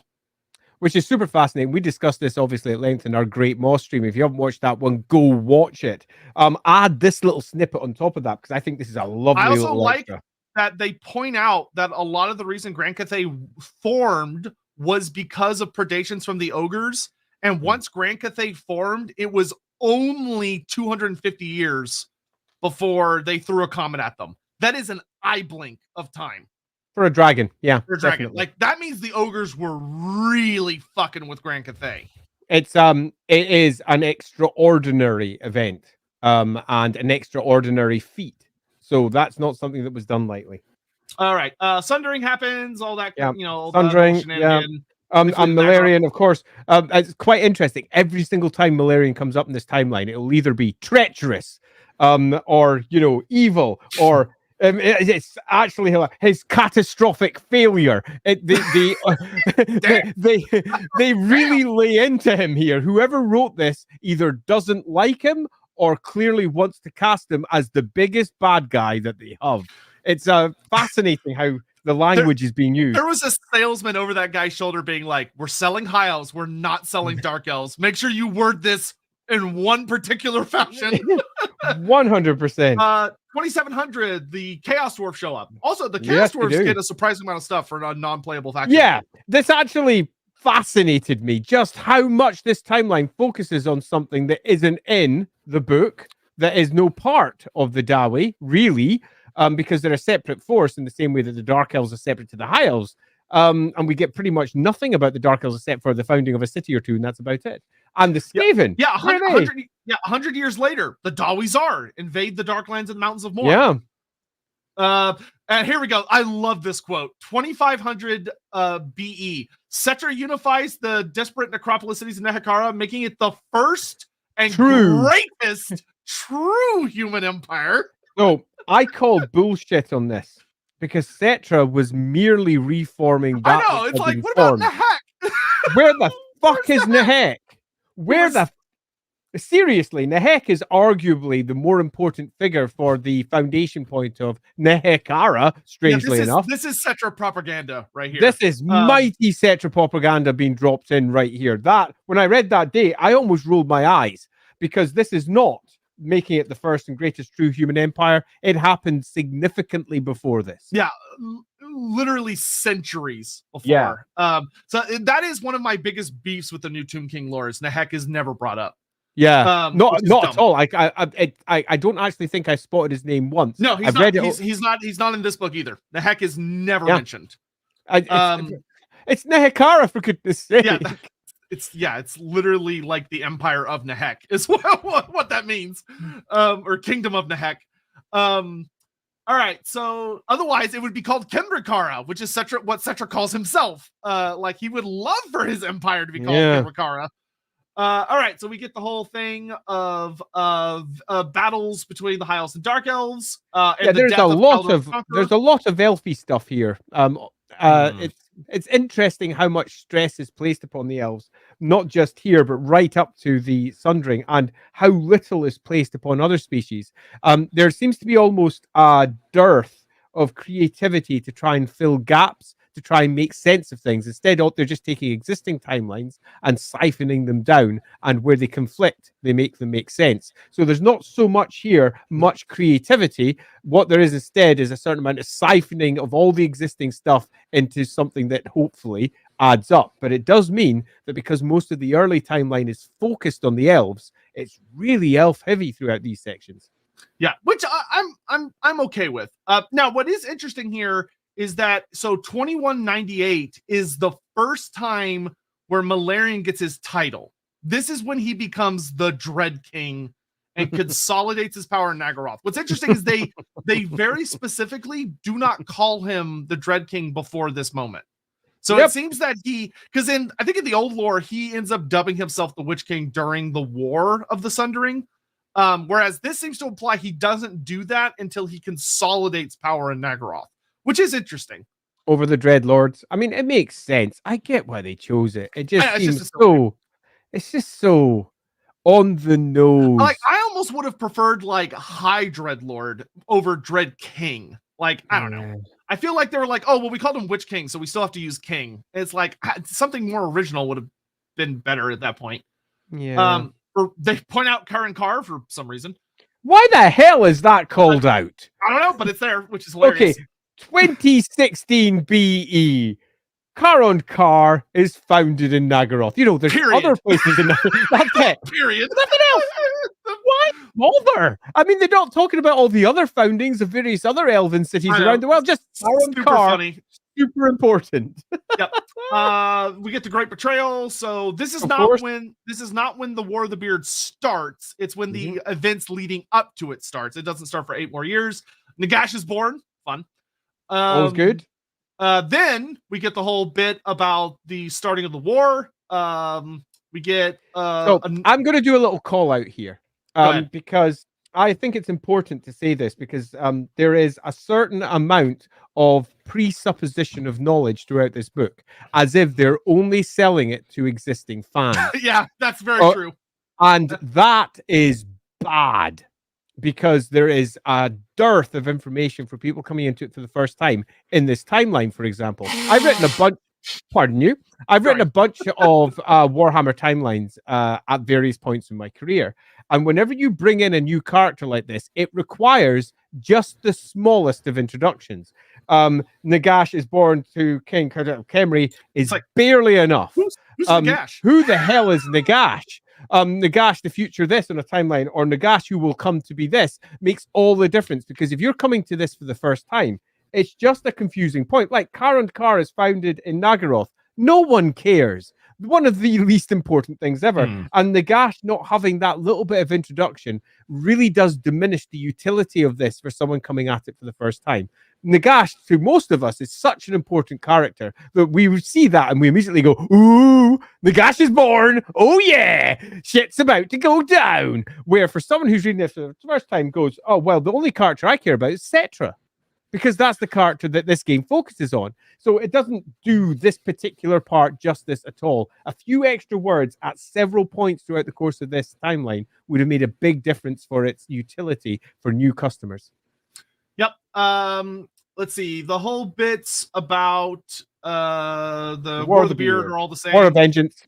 War of Vengeance, whatever. One thing I did find really interesting is they point out in 1968, they put this paragraph is kind of weird because it takes two completely different places and just sort of slaps them together because it all happens in the same year, where it talks about, on one hand, the very big deal where Morgrim, cousin of Sorry Halfhand, kills Elf Lord Immeldrick at the Battle of Oregar, which is a big deal for the War of Vengeance. But it starts off with some Dark Elf mages wreck off the coast of Nehekara and are captured by Nagash, which, like, there's a whiplash in this paragraph, which is really weird. I want to bring up a comment because I think it's not unfair. Honestly, yeah, that's true. Like, he probably would just call himself the Phoenix King. Gold Snake, I almost couldn't agree more. There is a certain part of me that might, because take, for example, our own history. Whenever someone makes a claim to a title and they believe they have it, they claim it. Well, that's why we got things like false popes and anti-popes and similar, because they claimed that they were the pope, not the other person. I'm the king. No, you're the king, as they all claim that they're the kings. His entire war is based upon his attempt to claim what he believes is his, which is the Phoenix crown. He is the Phoenix King. That is not just a fair point. It speaks far more to his character than the choice that they made. Yeah, though we don't have time. Okay, no, we don't. I think there's another. I think there's a huge discussion we could have in this one, because that, for all I say that, I will also add, I probably wouldn't choose it if I were writing it, but I think it's a better option than the one they went for. Yeah. All right, moving on. Nagash. This one's really interesting. So 1950 to 1750 talks about Nagash creating the elixir.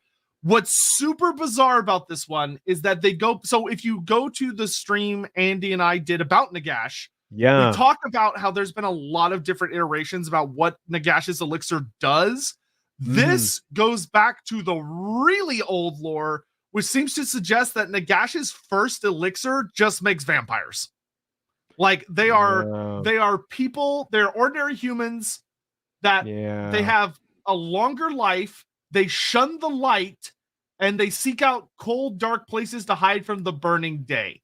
Like, before the curses, like, which I really don't like. Like, I think it takes a. Granted, I don't think that's what they're actually saying, but it comes off like that's what they're saying, which to me I hate, because that would make Neferata not the first vampire. And it would take away Neferata's agency as the one who creates the vampiric elixir and makes her such a big deal for the world. Because if Nagash was just able to make vampires on his own, then whatever. Yeah. So there's different ways I could attempt to interpret this. One, it's stupid. And you know what? I'm okay with that, because sometimes people write stupid things into books, and it doesn't pay much attention to the existing lore that is out there. Fair enough. If they're changing it, they're changing it. You could then write a story, for example, that what Neferata creates is better. They don't shun from the sunlight. They don't do this. And then they get cursed to have the same debilitations that Nagash and his little special crew had. I mean, there's stories that could be built around that. That's very true. That's very true. Okay, and that's me just basically attempting to justify what is quite clearly a bit of nonsense. I don't like it because it overwrites something that didn't need overwritten, and I'm not entirely sure they know that they've overwritten it. But if they have done it, and they've done it on purpose, I'd be super interested to see what the decision-making process behind it was, because unless they've got a good story to tell, why fuck with it? There's already a pretty decent story out there. In fact, there's more than one. Yep. 1800 BE, Grand Cathay builds the Great Bastion, which is super awesome. This part is really fun. It specifically points out the Hobgoblins. They get mentioned a lot. The Hobgoblins seem like they're going to be an important faction. They get brought up a lot in this book. Mm-hmm. Nice to see too, because I love them. Yeah, Hobgoblins are great. So I'm super excited to see the return of them. So yeah, they built the Great Wall, which is awesome. Yeah. Then we get the whole thing about the unification of the Priest Kings against Nagash, which is awesome. Yep. They talk about Lamian steal Nagash's book and try to recreate his stuff. Cool, whatever, fine. See, I would have preferred, given their stress on the Tomb Kings, to have at least one comment about the many Tomb Kings that had existed between Cetra's death and after, because that plays into what occurs with Cetra. There's a couple of really nice details that they could have dropped in there for the focus that they've got for the old world. But yeah, no, they didn't do that. You know, I know. It would have been nice, in my opinion, for them to like cut out a couple of the elf sections on the prior page and include some more Tomb King sections. Or summarize it tighter into like a smaller section, because some of them are overlong for basically saying, elves do some shit. Here's a bunch of names that will make no difference to your life at all unless you're collecting elves. This should be a general timeline. So the general timeline should basically say, elves do some stuff. Like, we create the vortex and stuff happens. Who cares about whether such and such died or another character got assassinated or whatever? Makes very little difference to the overall timeline of the Warhammer world. This is supposed to be overall Warhammer, not the elf timeline, because it's the only thing we've got to shove in that era. There's more they could have done, I think. Yep, 1600, Nagash finds Cripple Peak. Cool. Calor II is killed by Godric Starbreaker. Cool. Important. Caradryle recalls the colonies, and many a number of people decide to stay anyway. Important and interesting. Interesting, and I'm sad to see that they don't call out Athelloren there. Yeah, they just won't. I don't even think they use the term Athelloren until way later. And I think that is a mistake, because even if you're not using the faction, it's an important part of the Warhammer world history. Athelloren becomes a core component of the overall story, and to not include that in your timeline of the Warhammer world is just basically showing your hand, and that hand is, we don't care about them. Yeah, I agree. 15. Okay, this is a really important lore change in 1500. So 1500 talks about the time of woes, and it makes it a global time of woes. It's not just for the dwarfs. The time of woes is now a global era because they fixed it. They fixed the lore. I hated this. So in the old lore, there's an earthquake that ravages the Dwarven realms and Grand Cathay. In the old lore, though, the timeline was wrong because it had the earthquake in Grand Cathay being like several hundred years later. Yep. Which caused a lot of problems. This, they fix it and they put it all into one section where across the world are terrible earthquakes and volcanic eruptions. In Cathay sections, the Great Bastion collapse and there's a big invasion. In the World's Edge Mountain, the Dwarf Empire collapses. Carrick Ungor falls to goblins. Beneath Cripple Peak, Nagash does a bunch of stuff and awakens more undead. And this is where we get the first mention of Athelloren. Which is that most of the elf colonists venture into there. Though what's interesting about this is this almost seems to imply that the earthquakes destroying cities and stuff plays into why some of the cities were abandoned. Which I don't hate. Like the idea that the colonists are like, oh, we're going to stay in our cities, and then all of a sudden all these cataclysmic earthquakes start happening. I actually hate it, and I'll say why. The elves are not humans. They don't exist for their cities alone. The Athelloren is colonized at this point. It doesn't need to have a reason for them to then colonize it. It's already colonized and has been for some time. Take a look at Avalorn back over in Ulthuan. Avalorn is effectively like the Wood Elves. They're all living in the forest there. They've got obviously collections where civilization occurs around city-like structures, but it's the elves of the wood. And they are the elves of the wood already. The elves of Athelorn, they don't need to have a reason to suddenly leave their shining white towers. They're not living in shining white towers. Only some of them are. I think it's a really nice detail to say that many wood elves that would become wood elves move off to join those who are in the forest. That makes sense. But that would have been better wording. Yeah, because this almost seems to imply there just weren't. Yeah, it does give you that feeling, doesn't it? That they're sheltering in the forest because their cities fell down. It's a bit twee. Yeah. Malarian the Dark Phoenix. Not again! That's a good one, Cole. Thanks very much. Yeah. Metatus Caleb, someone running the old world Dark Elf army with a battle standard bearer with alternative spiky Druchii fight Phoenix Heraldry for Malarian would now be neat. Yeah, I agree. So, if I ever do another Dark Elf army, I am so dialing into that shit. My wife's Dark Elf army is all based off of burning effigies already, all based on snow. And yeah, I'm so up for stealing that and using it a bit more broadly because, yeah, it's a nice thing to do. Any coverage of the best short Tomb King Rupesh the Sixth. Rupesh is never going to appear ever again in anything. He's a Black Library footnote in a David Geimer, I think, wrote that book. Like, he's a David Geimerism. I love him. He's great. I think it's fine to consider him a canonical character, but he will never show up outside of that book because the only way he would be the authors of future books would have to read that book, which they never do, pretty much. Yep, true fact. All right. Next up, we get so the Time of Woes happens. Carrick Varn floods. Cool. Yep. Sounds good. We start getting, this is actually the first mention of the entire book where we get a named orc warlord doing something important, which is interesting. It's really weird. The lack of chaos for the first, where are we now from chaos hasn't even done anything yet. the great war comes to end it's around about 4420, isn't it? Yeah, 4420. There we go. So we've got ourselves 3,000 years of chaos doing fuck all. That seems just a nonsense. We've got 3,000 more of orcs doing fuck all. That also seems a nonsense, particularly when we go on to the orc section that they describe everything that the orcs have been doing. They've been doing stuff throughout this entire time, and to not just drop a couple of details about what is going to be a major faction throughout the course of your timeline that's attempting to show the entire Warhammer world. It seems a complete oddity. Yeah, it almost, it's written weird because it almost seems to imply that there's no bad guys until the Time of Woes. Like, until the Time of Woes happens, greenskins just aren't a threat, which it's not correct.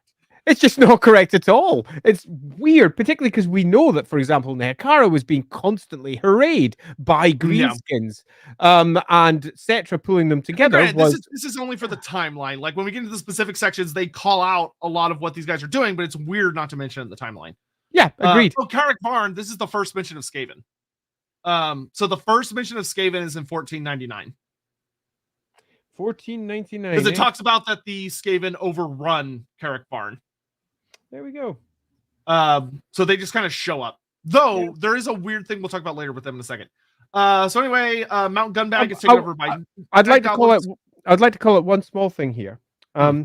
Is overrun by Skaven, loathsome rat men that tunnel from beneath the earth. Here they take the time to describe something just that little bit more because it's their first introduction, and that is what they should have done every time they were introducing something new for the first time. Yeah. Well, yeah, because it should have said Nagash, the Great Necromancer, is born. Would have been fine. All right. The gold mines at Gunbad get overrun by Night Goblins. Cool. Silver Road Wars between orcs and goblins. Fine. Yep. Blah, blah, blah, blah, blah. Cripple Peak is attacked by Skaven. Fun. Whatever. Important events. Yep. Overall war bit. So, Thunder Mountain erupts and the Troll Wars begin. Cool. Mm-hmm. King Morgum, Blackbeard, the whole thing with this one is like surprisingly long. It's bizarrely long. Yeah, it's a weirdly detailed bit, but I do like this though, because a lot of the old dwarf lore seems to almost has the flair that after the Time of Woes, the dwarfs just never have any kind of comeback and are just on the constant decline. But for the 1245 BE entry, they go out of their way to say, no, there's a 300-year period where the dwarves are back on the offensive. and they're successfully retaking certain holds. Yeah. They're successfully reconnecting the underway, which is nice. And they're saying the time of woes have come to an end. Yeah, wrong. Yeah, no, definitely not. Definitely not for the dwarves. I find that really interesting. Given It says that at the end. The time of woes is ended. That's not true. That's just it completely undermines what Sigmar does. Yeah, it's like, the whole point. I guess Sigmar technically ends the Goblin Wars rather than. I mean, he does. Woe, but he does, but that was because they had been suffering for so long. And he was the one that finally brought that suffering to an end. To simply say that the suffering ends at this point, and they are now moving into another nice era. And then, another one comes along. It diminishes the enormity of the troubles the dwarfs were facing. Yeah, it also doesn't match with what's going to happen where the whole, like, Carragate Peaks falls, which is considered, like, the worst part of the time of woes is the fall of Carragate Peaks, which does not happen for, like, another 700 years. Yeah, totally. Weird. So, anyway, broadly speaking, I think that was a misstep, but if that's the way it is, that's the way it is. Yep, 1200, we get our Vampires of Lamia, but they leave it to just being rumors. There's no mention of Neferata or any vampires. They just say that there's weird rumors about people feeding on blood. And you know what? I'm cool with that. In fact, I'm arguably more cool with that than the bizarre naming and calling out of various characters that we get elsewhere, because this book's not focusing on them. That's fair. So it works really for when they're a thing. Yeah, totally. And I think that they could have done with a few more that obscured things like that. Nagash is unimportant to the vast majority of the events in this book, so he could have been diminished to a significant degree, unless, of course, we are trying to do a proper timeline for the entire Warhammer world. It's interesting. The choices they've made are interesting. Yeah, we can skip on the next couple entries because Nagash brings Ward Nakakara, gets his ass kicked, which is great. He destroys Nakakara with disease and stuff. Cool, glad they kept that. This is when Nagash is important because it ties directly through to Cetra's faction, to cut a long story short. Yep, they still have the whole... Yep, Skaven end up undoing Nagash, which we all love. Caden discovers the body of Alcatazar. Neat. Carrick Varn's falling apart. The Winter of Woe. Here, Ariel and Orion happen. Very sudden. Very sudden. Yeah, that kind of comes from nowhere, doesn't it? Yep, and no explanation of what the Winter of Woe is. They expect you to know. And they don't even make it clear that it's elves. And to keep in mind, this if is you don't know who are seven playable. No, 5. This is one of the 5 playable order factions, and they don't the Winter of Woe does not explain what the Winter of Woe is, where it is, who's attacking what, or that it's about elves. Yeah, indeed. No explanation at all. I mean, if you were coming to the setting for the first time, you would read that if you were a Wood Elf player to be and go, well, that's probably nothing to do with me. Oh, wait a minute. Athel Loren said something about elves, but it doesn't say anything about Wood Elves. There's no calling out of that at all as a faction. It's actually weirdly written in many places, this timeline. Yeah, if I was new to the setting, I would, based on this book, I would think the Lizardmen were a playable faction and the Wood Elves were not. Yep, agreed. Which is very strange. Yeah. 1095, you get the Beastmen attacking Athaloran. Once again, no mention of elves. 1000 is the first time they bring up elves being in Athaloran, and it's because of the Bretonnians. It's really weird, isn't it? Yeah, but I do really like that they have the Brittany people are in Bretonnia 1000 years before the Empire. Yeah, that's proper early lore as well, because the Bretonny tribes arrive in the old world at the same time as the tribes that form the Empire, and they're, I mean, what minus 1000? If it was written in fantasy roleplay, it would almost certainly have a C beside it to say circa, because there's constant arguments amongst the various scholars. They never use circa in this. Yeah, no, they never do. Where they constantly say, no, we came first, no, we came first, because not all the tribes arrived in the old world at the same time. Some of them were coming from the north, some were coming from the south, some were coming across the World's Edge Mountains, and the Bretonny tribe are generally presumed to have come from the south and then moved up over towards Bretonnia. What I find particularly interesting here is that they do call those out. But if this was meant to be a timeline for the old world, the very name of the book, they should have probably called out that human tribes were settling across the old world at this time, not just calling out the Bretonnians. And then you specifically call out the Bretonny tribe because they're important. What's weird is they will later, just not in the timeline which is odd. Yeah, they just and don't they do apply it. years to it. Yeah, and they've got a really nice little bit where they discuss Estalia. I'm not going to discuss what they say about it, but they've got a really nice bit there where they discuss Estalia and where they go, and that should be in here. But it's my biggest criticism with this book is that the section after the timeline, which is awesome, has a lot of really in-depth paragraphs about parts of the world. It's not related to the timeline though. Like they will discuss things that don't show up on the timeline. Yeah, so you're like, this is cool, but I have no fucking idea when this happens. Like Tylos has an entire like full page on it, and it's like, when does this happen? Put a huge smile on my face, trust me, because we love that story at this end. And again, it's not put in here. That it's like the timeline was written by somebody different who didn't quite get what the whole point of the book was. Yeah, but also kind of a hilarious thing is that in the 1095 entry, they use the epithet for Morgur of the Lord of Skulls, but then in 813 they refer to him as Morgur the Corruptor, which if you don't know that that's the same character, Morgur. Yeah, like that would be confusing for a new person. Like if you know Morgur, you're like, oh, okay, it's Morgur and Morgur again. If you're new though, you're like, oh, why'd they reuse the name for two different characters without realizing it's the same character? Yeah, and this is another classic example of where they should have had a small clause basically saying who Morgur is. Yeah, what is Morgur? The only thing that you've got reference to there is and his beastman, but he could be literally anything. He could be an elven champion who has got himself a bunch of beastmen that follow him around. For all that a new reader would know, and it's we are missing core details here. Yep. Despite the fact they mention the Brittany people being around Athelorn in 1000, they don't get reported as taking over elven cities until 700. It takes them 300 years to get to the coastline from around like Paravon, which is interesting. See, this is a classic use of almost a role-playing date, where the minus 1000 is a circa date we've had more than once. The minus 700 is confirmation that it was definitely around this time that humans were in the area, and it's not until approximately 500 before the Empire exists that all the tribes are definitely there in one fashion or another. And it takes about 500 years before Sigmar's time before they all get bound together in the Reich Basin area. And you'll argue that in Estalia, it happens earlier. In Tilia, a little bit later or earlier, depending which story you read. In Bretonia, much later. But this is not the best inclusion. Yep. Because 666 is an evil number, they make an evil story for it, which is there's a war in the chaos space.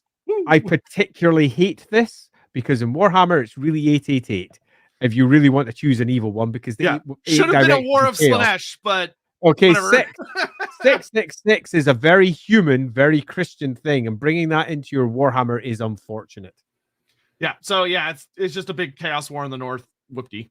Fall Carrick 8 Peaks. Cool. Carrick Asgal is destroyed. Cool. The dwarfs capture. Yep. Carrick Draz renamed it Black Crag. Cool. Yeah, all the horrors that the dwarves are currently going through. Remember, the time of woes is over, guys, but 3 dwarf wolves just fell. Yeah, and big ones at that. Years. Yeah. Yeah. And then, and then here, the Dwarf High King Logan Proudbeard is literally captured and humiliated, and Karazakarak is on the cusp of falling before the newly invented dwarf cannon kills the war boss. That is crazy. Yeah. So that's an interesting thing of the cannon was apparently invented in around 370 BE. Yeah, that's crazy. Particularly because it goes against some of the older ideas of the dwarves receiving a wisdom effectively from the old ones that allowed them to do exceptional things, and that the best dwarven technology is the dwarven technology that came from before, from their ancestors. Now we're getting the idea that, no, actually, the engineers and their equivalents are just inventing shit as and when required. I think that's what they're going to do, because I do like that for some of the older books, like in this, because what they're doing with these arcane tomes is the whole purpose of these is that they introduce sub-factions. That's like the whole point, is every one of these books has 2 sub-factions that give you new units and give you new options and stuff. The dwarf book is definitely going to have a traditionalist sub-faction. And I think it's going to be based on the 6th edition faction for Alric Ranulfson, King Alric, where he could not take any black powder weapons. He couldn't take cannons. He couldn't take thunderers because he was like, "Rah, that's not ancestor stuff, so we're not going to use it." Yeah, I'm very interested to see exactly how that works. Yeah. But anyway, we got dwarves intensify trading with what will later become the Empire. Dwarves go into Athalor and have a bad time. Cool. Yep. Cool. Fun part: the cult of Hey! Xianxi in 200 BE becomes popular in the aristocracy of Beishai in Cathay. That's fun. So there's a specific mention of Xinjiang cults rising in a specific city in Grand Cathay, which is neat. Right, so I'm going to call it something that bugs me with this timeline. Whenever they bring up multiple events inside the same year, they don't make it clear that they're separate events. Yeah, and then the whiplash of Morcaine is sacked. I mean, what? If you didn't know the lore, you would think that that was directly tied to the cult of Xianxi. Why wouldn't you? Because it's the next sentence leading on directly from that thing. It should have had its own line, perhaps a bullet point, perhaps some way of identifying it as a different point on the same year, and they don't do it. And this happens a few times in the book, and it is bad layout. Yeah, it's just bad layout. That's not the way they should do that. If they want to include events like that, there should be a circa, and there should be like a new paragraph or like an indentation or something that, or it should say like, meanwhile over in the Badlands, Morcaine is sacked. Like, you need to call, please. You need to call this out, and it hasn't been called out. But of all the rants we're having, these are pretty minor stuff. Yeah, well, and it's just nitpicks. It's nitpicks. Yeah, it's nitpicks. Which, hey, I'm glad that we're having to deal with nitpicks instead of broader things. The first time Black Orcs are seen, and then the war 50 years later where the Black Orcs run away. Neat. Yeah. Arthur, King of the Tutukans, discovers Fauschlag rock. Yeah, there's again just little good old Fauschlag. Again, here we go. Later known as Ulrichsburg, they're contextualizing some information but not others. It's really interesting. Let's see. Nagash is reborn. Of course, fights war against the Tomb Kings. Fine. Sigmar is born. 30 years. Okay, so this, to my understanding, this is a pretty big change. Of that, the twin-tailed comet does not appear until year 0. Yeah! Where's the hell's my twin-tailed comet as Sigmar's birth? It totally is. Yeah, so I wanted to call that shit out because it really needs to be called out. So, from a Lizardman perspective, enormous change. Yeah, this is humongous. From a Lizardman perspective, this is perfect because in the Lizardman book, the comet does not appear until year 0. But in the Empire book, it's supposed to appear with Sigmar's birth. Yeah, that's the whole story of Sigmar's birth. It's why he's associated with the twin-tailed comet. And this isn't just a small change. It's a freaking huge one as far as the Empire is concerned. Also, I'd just like to point out here, Sigmar is born to the chief of the Umberrigan tribe. Who is Sigmar? Who's the Umberrigan tribe? Sigmar is apparently the son of a chief of some tribe. Where is this in the world? Is this in Cathay? Is this Lizardman? It's all written from the perspective of people who already know the lore. They've completely forgotten about many of us who will be coming to these books for the first time because they perhaps played the Total War game. They grab the book because they're really interested. They read it and they go, who are all of these people? Just who are they? They don't explain where the Umberrigan tribe is until the entry for year 1. Which is on the next page. It's supposed to first mention of where these people are. First instances. The first time something is mentioned, it should be detailed or somehow explained. Not done. Again, very poor. I'm going to go very poor editing. It needs somebody to go through this and just quickly go, hey, have you actually considered that someone might not know any of this crap and you're not just reading to your existing customers? This is weird. Yep. Several notes about Sigmar doing Sigmar things. We get the Battle of Blackfire Pass in year -1. Twin-tailed comet. So the thing about that, so like Andy said, like just not to breeze over it, this is a fucking colossal lore change.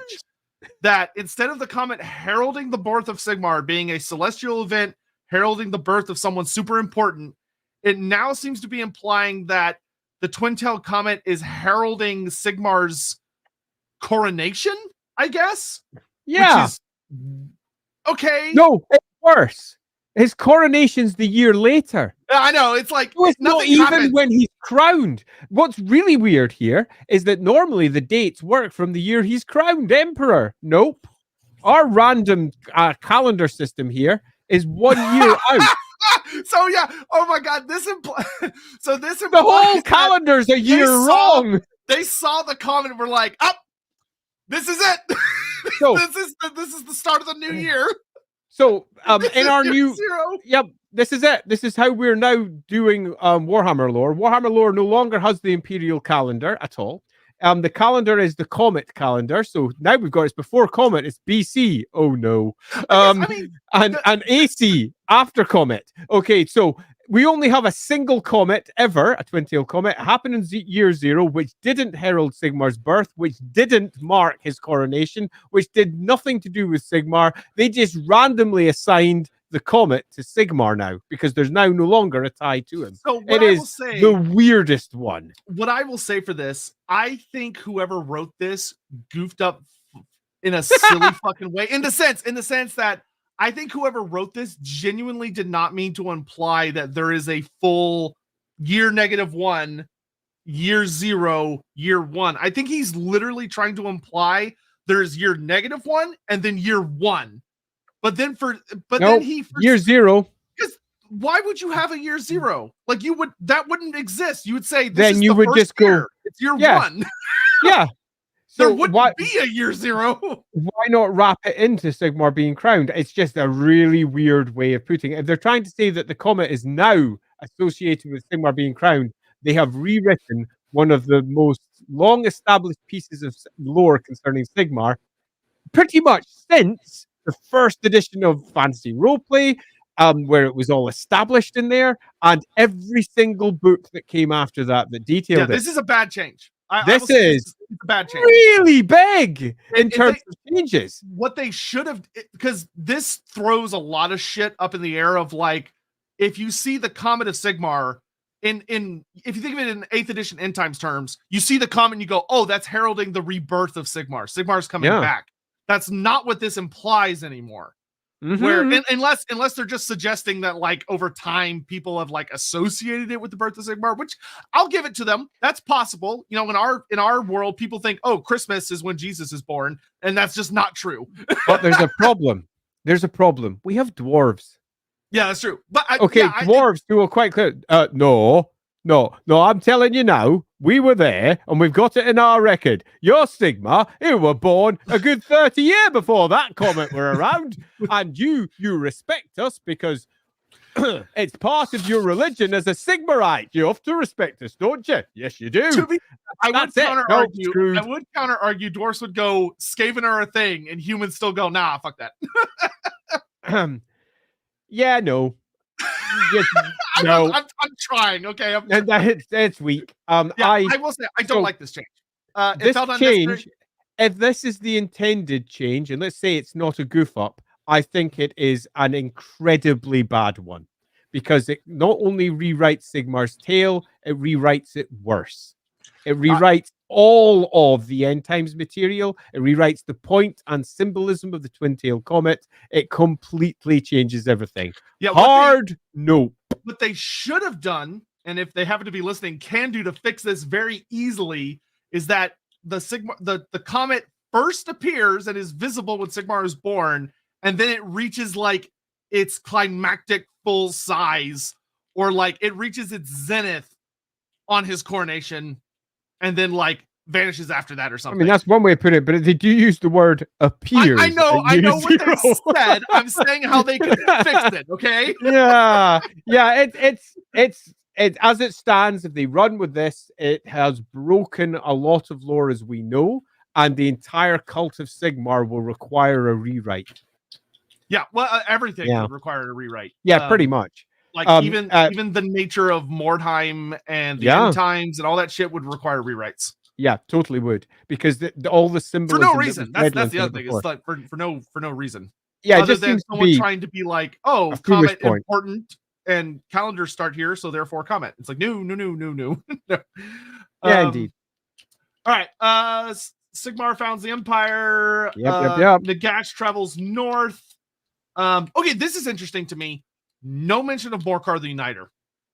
Yeah, I find this a fundamental error in terms of attempting to depict what the Warhammer world is. The cycles of chaos incursions, the ever chosen, is not just fundamental, it's enormous. And it's also arguably what they're running towards when we head towards the inevitable gates of Kislev and Azavar Kul. Adding context for what's to come, assuming that they go in that direction, doesn't just seem sensible. It's a no-brainer. You want to do that. You want to make Sigmar face off against the most horrendous enemy you can possibly have and succeed. Who can follow in Sigmar's footsteps? It's Magnus the Pious, as we all know. But that has not been dropped into the army list at all. So, interesting thing, if you go through all 8 pages, which we've just about done, all 8 pages of the entire timeline, the one race that never gets an entry, never gets a character, and never features is Chaos. Chaos. Which is weird. This is really weird. I mean, ultimately, Warhammer World is about that. It's a Chaos Small and Big C, and none of it. There's more Skaven, more Chaos Dwarves, more despite all of our complaints about the lack of, there's more Wood Elf stuff, there's more everything than Chaos. There's no Chaos, which is weird. No demons, no warriors. The Beastmen get a couple things, but that's it. Weird. Very strange. This feels like, to me, someone who was writing the timeline had all of his like prints of the different timelines he was trying to coalesce, and he literally forgot to have the Warrior of Chaos one and the Demon of Chaos one next to him. So he just didn't write them in because he didn't have them. Or it's just a really weird editorial decision. Oh, we don't want to include Chaos. Yeah, but it's like, why? They're the main, like, to be frank, they're the main character. Like, they're the main antagonist. Wow. All right, so anyway, we get a bunch of Empire stuff, but no mention of anyone attacking the Empire except for Nagash, which is weird because there's a lot of big bads, but all right. Yeah. You get the first Grand Theogenist, you get Marienburg being absorbed, the Brittany tribes dealing with Orc hordes, but this is still well before Gilles Le Breton. Mm-hmm. This one's kind of interesting. 698 representatives of the Phoenix King arrive in Grand Cathay. Took a long time for the Hiles to establish trade. That to me seems like utter bullshit. Yeah, that one's odd. That's weird. Like, the elves established their global empire like thousands of years earlier. Yeah, more. Yeah, more than actually. Yeah. And Grand Cathay's been a thing for a very long time by this point. that just feels wrong. Yeah, that feels. Let's if we're being generous, say that this was just one diplomatic event amongst many. Yeah, that doesn't make any sense. It makes no sense. It's just weird. Gilles Le Breton unites Bretonia. Cool. Good. Norse raiders show up in Sartosa. Neat. Mm-hmm. I don't know why that's called out of anything, but okay. That is bullshit as an inclusion. When we don't have the foundation of, say, Kislev. Yet. Oh, no, it's about to come. Oh, no, it's coming up. It's coming up. Is it? Is the foundation coming, or is it just... there it is. No, it is. Okay, it is. Kislev stuff. So I retract. That's the first mention of the Norskins in the Warhammer timeline. And it's about them setting up on Sartosa, the island of pirates. Yeah, this is where we needed to have some sort of chaos lore. Having Morkar slammed down into the Empire, the Norse tribes having been driven out of the Empire by Sigmar, and many of them, disgruntled and upset, come along with Morkar. And they come slamming down into the Empire. It's revenge time. That's when we first bring up the Norse, because the Norse Sea tribe was pretty much ejected from what will become the Empire by Sigmar, and they come back for revenge. That's a great time to include them, and also ties them to Chaos, but not inextricably. They have become allies in this case because, well, Sigmar done them wrong as far as they're concerned. But clearly, that's not happened here. Yeah, no, they're too busy setting up for pirates. They are. Pirates of Sartosa. Yeah, Black Plague. I've read this exact paragraph from some other books, so neat. Yeah, same thing again. Emperor Boris Goldgather dies. Cool. Yeah. Van Hal dies. Cool. Count Mandrick gets brought up. Nice. King. This one is just a flat out random note, though it's fine. I cannot say this guy's name, but it's like King Guillaume. There you go. Guillaume defeats the orcs at the Battle of Amandur. Hashtag not French. Battle of Amandur, and drives them from Bretonnia once more. Cool. Amandur sounds very Tolkienish. Guillaume? I don't know. I don't think I've ever seen that notated on a Bretonnia map. I don't know where that is. Mandrick Skaven Slayer is assassinated. Fun. This one's great. This one's really interesting. 1175, Cetra invades Bretonnia. Tries to, actually. He's met at Savage Point, which is just outside Bretonnia, by Admiral Henry Lemort. Of course, Lemort. And Cetra's fleet is defeated, but Cetra escapes. This is interesting because it kind of, and you'll actually see this kind of a couple times. It implies, despite the fact Cetra is an unstoppable warrior and an incredible general, he's apparently kind of a shit admiral. Like, he's really bad at naval warfare. Which, to be fair, Guillaume. Thank you. Guillaume, thank you. So there's just a fun random fact. But yeah, apparently Cetra's bad at naval warfare. Though, to be fair, that actually plays into the modern story they're telling with the War of the Border Princes. Because with Cetra's invasion route that he's taking in the current conflict, they talk about that he doesn't want to engage Bretonnia in a naval fight because he does not feel good about naval fights. So that is relevant. I've just noticed the book contains another contradiction. I missed this one. We're about to get it. With the foundation of Kislev. I'll get to that when we get there. Grand Duchess Attilia in 1360 is super fun because I've drawn pictures of her and she's great. And the Ottoman emperors are founded. Although it obviously doesn't mention it, Sigmarism is banned in Talabecland at this point as well. That would have been a really nice note for them to include. Yeah, it would have been fun. This one's fascinating. Can Queen Mishka, daughter of Radiboka. Oh my god. Okay. All right. Okay. Let's fucking do this real quick. Okay, because I'm looking at time. Real quick. So this makes sense in Oldhammer, right? Queen Mishka, daughter of Radiboka, which is weird because that's what Boris is called. Boris Boka becomes known as the Radiboka, but apparently his ancestor was also the Radiboka. Yeah. Okay, but here's the one. Drives through high pass. Goes through high pass, driving back the Ungol tribes. So the Gospodars drive back the Ungols. Now I'm going to call out the Kislev section that comes later. Because in the Kislev section that comes later, I'm going to call out the page for any of you who are sitting there following through the book with us. I can't remember where the Kislev section is, so I'm currently flicking through. I should have gone to the contents page. While you're doing that, it talks about 30 years later under Queen Shoika. Here it is. Oh, here it is. Right. Are you ready? Yep. I need to find. No, in fact, carry on. I'll go find the quotation first. Okay. Work begins on building the great Gospodar capital of Kislev. Shoika, who is the daughter of Mishka, takes the first title of Tsarina. Great, fine, cool. Though what's interesting is with this being the Boka line, it almost seems to imply that the Boka line should be uninterrupted to the modern age, but they don't do that. No, they don't. Okay, so here we go. The assumption of savagery derives, that's the assumption of Kislevite savagery, from their armies. Bare-chested horse archers, bare-mounted knights, and ice-wreathed war sleds, all a legacy of their origins on the eastern steppes. Sounds great. Kislev was created when eastern horse tribes, the Ungols and the Gospodars, came across the World's Edge Mountains.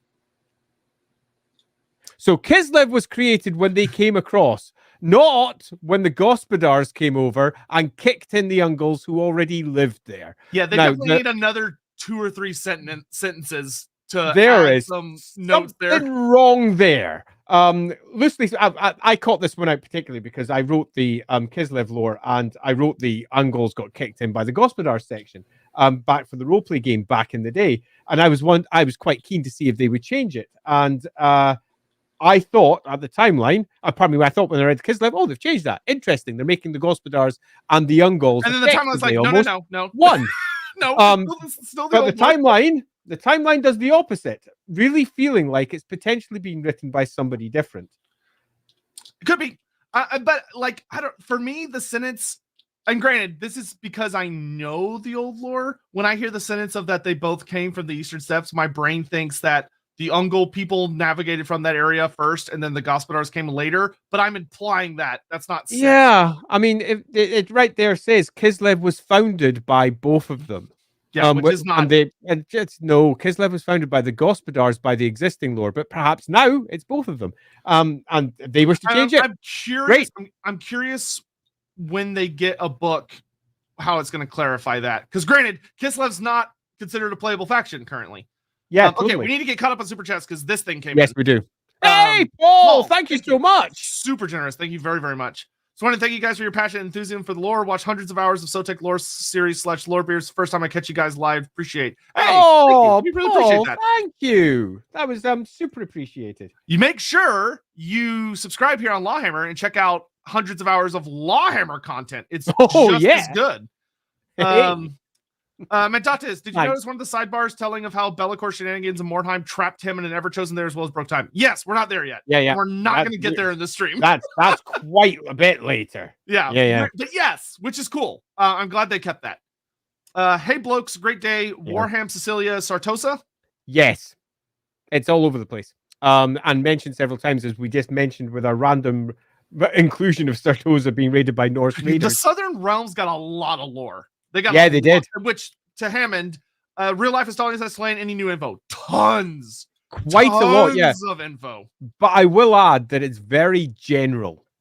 So whilst there's a fair bit written, it doesn't say an awful lot. But it says just enough more that you're left tantalizingly hanging there, hoping that they will then detail it even further. If this is going to be playable Grand Cathay, and this is, we don't know what the fuck the future holds for Nippon other than they're mentioned, Talea and all those guys are like right in the middle.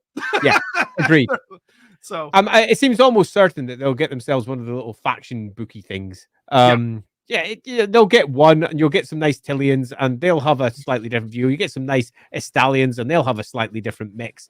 And possibly they'll all work off similar sprues, and you can just change heads. Any news on Balkrek, Grimgorson, the Undead Slayer? No, I don't think he's strictly canon anymore, to be honest with you, but that's just my opinion. So undead dwarf characters shouldn't, like, it's kind of a messy thing of, like, as Warhammer has gone through various editions, they've had different understandings of how a lot of that would work. The idea that you would run into a undead dwarf that's not a spirit is pretty much non-existent outside of some really old books. That being said, why would his last name be Grimgorson? Because that author thought that sounded like a cool dwarf name. That's why. And totally. And Grimgor is very Casalid.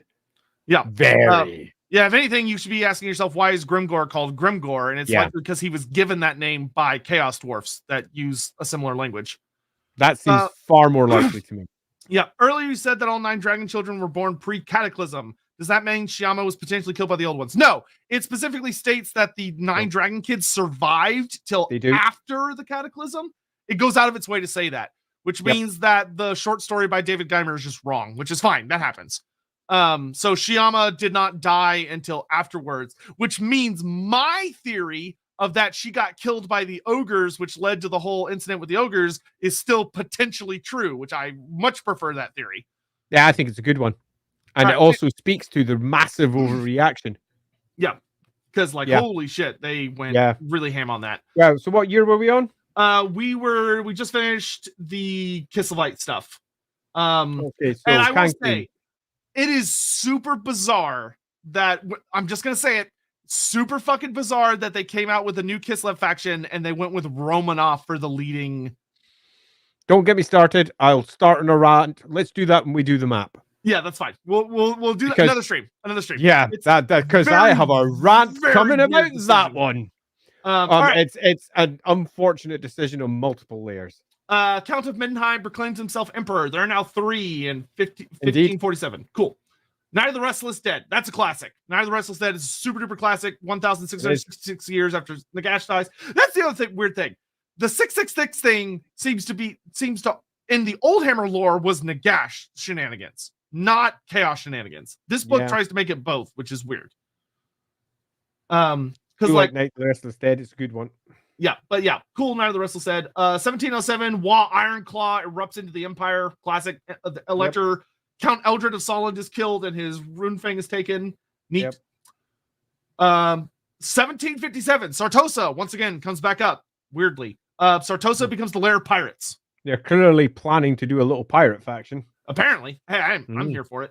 I'm okay with that. 1797, we get our first named vampire with Vlad von Karstein.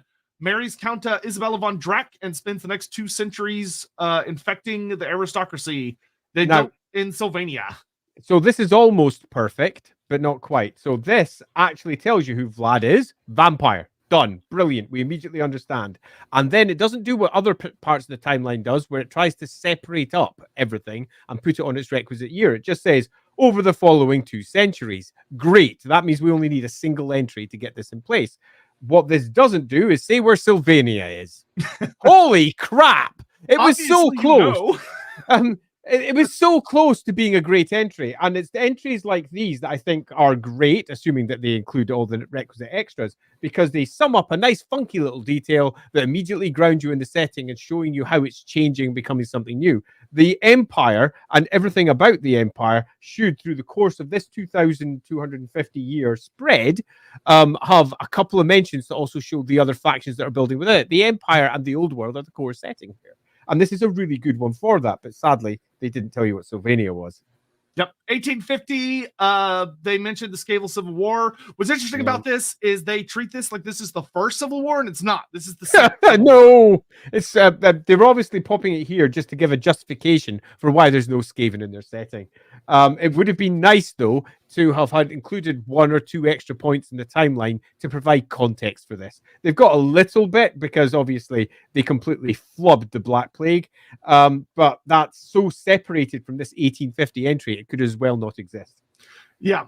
And I will say that I still think it's super bizarre not to have Skaven as one of the playable factions. Like, it's like, oh, they're in Civil War. It's like, yeah, but they're fucking everywhere. Yeah. You can't. Anyway, I'm not going to get on that rant. Magruder of Marienburg is elected emperor by the Elector Counts. Grant Theogenes throws a bitch fit. Cool. Phoenix King Finnebar the Seafarer lands in Bretonia at Liang. If you didn't know, that's a reference to Margaret Thatcher, 1979, when when she took the British government into a hellish place. And Margarita of Marienburg is very much the figure that destroys the empire and brings it to an end. Because of in other parts of lore, it's not just because of the cult of Sigmar. It's a much deeper issue than that alone. But yeah, good old Margarita.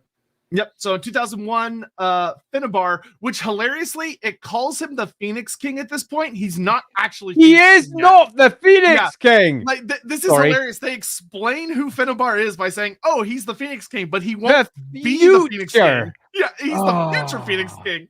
He's not Phoenix King yet, because this implies that he became Phoenix King and then goes on a solo trip. Yeah. He's like, all right, peace, I'm out. Really odd entry, that one. Unless they've decided to completely rewrite the Phoenix King. They didn't. That's somebody just goofed there. That's supposed to say the future Phoenix King. Okay, the War of the Vampire Counts. Neat. The Battle of Helfen. So what I find interesting is every single time they bring up Manfred von Karstein and Helfen, which is brought up a couple times, they never say he dies. They just say he's defeated. Yeah. Which to me suggests they're going with the 8th edition lore where he doesn't actually die, he escapes. Which I'm okay with. I did not like the story where he dies and then is just randomly resurrected by Gotrek and Felix. I don't like that story. I care little either way. One story, the other. 2201, which this is the same as it used to be, so I'm glad they didn't change this. Lewin Orcslayer, the king of Bretonia, who is the current king, declares errantry war against the orcs, the greenskins of Bretonia, and starts clearing them out, which leads to some events in the modern age. Neat. Yeah, totally. And I like that entry, but it sort of weakens the earlier entry where they're saying previous person cleared Bretonia of orcs. It would have been so much nicer if the whole point of the story that they're going for, which is this, was reinforced by the earlier points and how they were phrased. Yeah, It's just, there should have been other points about like, oh, the greenskins are now pushing back in. And then, yeah, or like earlier advantage, whatever. Yeah. And then the Battle of Black Falls, which just explains what happened to High King Alric, which comes up later when they explain who High King Alricson is.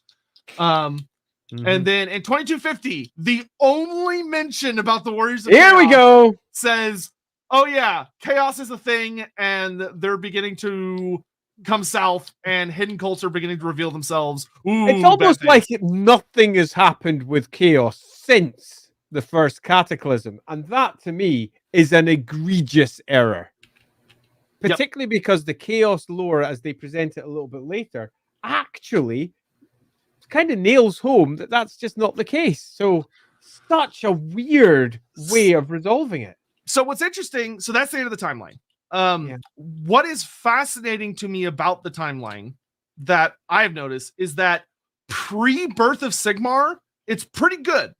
And it actually has a lot of new information and overall feels pretty solid. The moment we get to Sigmar's birth, it gets wonky.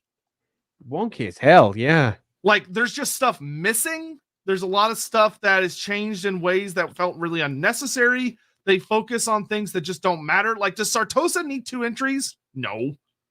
I'd argue if you're going to include Sartosa as a faction, then yes, it does need 2 entries. Just the entries they chose were rubbish. You could have characterized them in such a better way rather than just saying, "Oh, so Norse arrived and Sartosa's pirates now." Really? But like, if I'm thinking about important global events, you give me 2 Sartosa entries, but you don't give me a single entry on the Crusades of Araby. Weird. That's weird. Yeah, it is.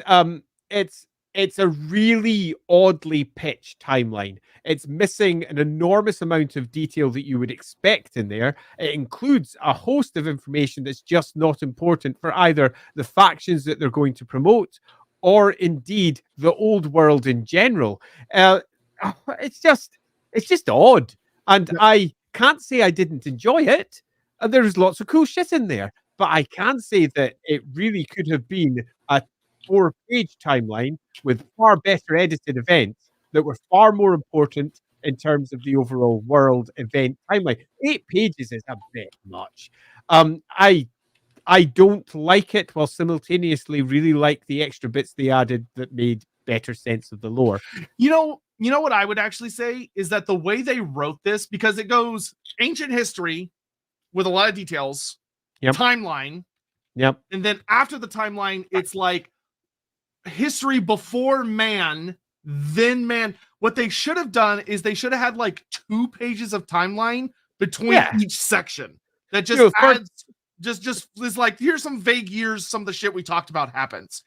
They did, I would argue, pages that are super unrelated to a lot of shit. Yeah, I would argue a couple of, in fact, I would argue, in fact, maybe as many as 3 timelines added in. One leading up to and the events of the Cataclysm. Okay, that's a double-page spread easily by the way that they were doing it. I would have added much more interesting art around it with scrolls and time and maybe little pictures, but they're obviously not going heavy on the art. They're just reusing a lot. I would have art designed it very differently. And then as we skip through the next section of time, which is the beginning of Warhammer, our new age, we then read up to probably about the arrival of the Twin-tailed Comet. We get ourselves another double-page spread organizing the timeline for that. We then have the birth of Sigmar, all manner of other cool stuff, vampires rising, all manner of crazy shit, all the stuff that's needed to ground the old world into place so you can see how the ancient events led into the factions being created and then led into them arriving at the old world to kick ass and chew gum. You get yourself your couple of pages of perhaps old world timeline, so it focuses in on all the events that are around there, and away you go, job done. And that would have been 8 pages as well, and it would arguably have been better. Yeah, the history is split into 3 sections, which is in the beginning is part 1, part 2 is called War and Conquest, which is pre-humans, and then the 3rd section is called The Rise of Men. Like, if they had put timelines between each of those sections, or after each section, so like in the beginning, 2 pages of timeline. War and Conquest, 2 pages of timeline. The Rise of Men, 2 pages of timeline. That would have been so much easier to read. Yeah, but because we're obviously nearing the end of We're our out of actual time. time, which is crazy because all we've managed to do is reach the timeline. Holy shit balls, we've got a The lot end that of we the haven't covered timeline. yet. So we Yeah, made yeah, it well, we made the end of the timeline. 9, 10, 11, 12, 13, 14, 15, 16, 17, 18. We made it 18 pages. Yeah. I think we might need to do another stream on this. So before we move to our part 2 and advertising the fact we don't just need a part 2, we might need a part 3 and 4. Before we do all that, I'd like to offer a loose summary of what we've covered. My summary is perhaps going to sound more positive than the last half hour to an hour's worth of semi-bitching over the timeline would suggest. And that's that I actually really like the vast majority of the lore additions, changes, and smoothings that they've made through the course of the writing leading up to the eventual start of the timeline. Most of these paragraphs are short, they're sharp, they're relatively well edited. Some of the word choices, for those of us who are editors out there, are a bit weird. There's a couple of points where I looked at it and went, that's the phrasing you're going with? But I can't help myself but be an editor. The grammar is mostly clean, it's well put together. It's lovely bits of black and white art, most of which we've seen, obviously. And the additions are good. Now, there are a lot of omissions. There are a lot of things that haven't been included, including, for example, the cycles of chaos and the Everchosen's returning and all that nonsense.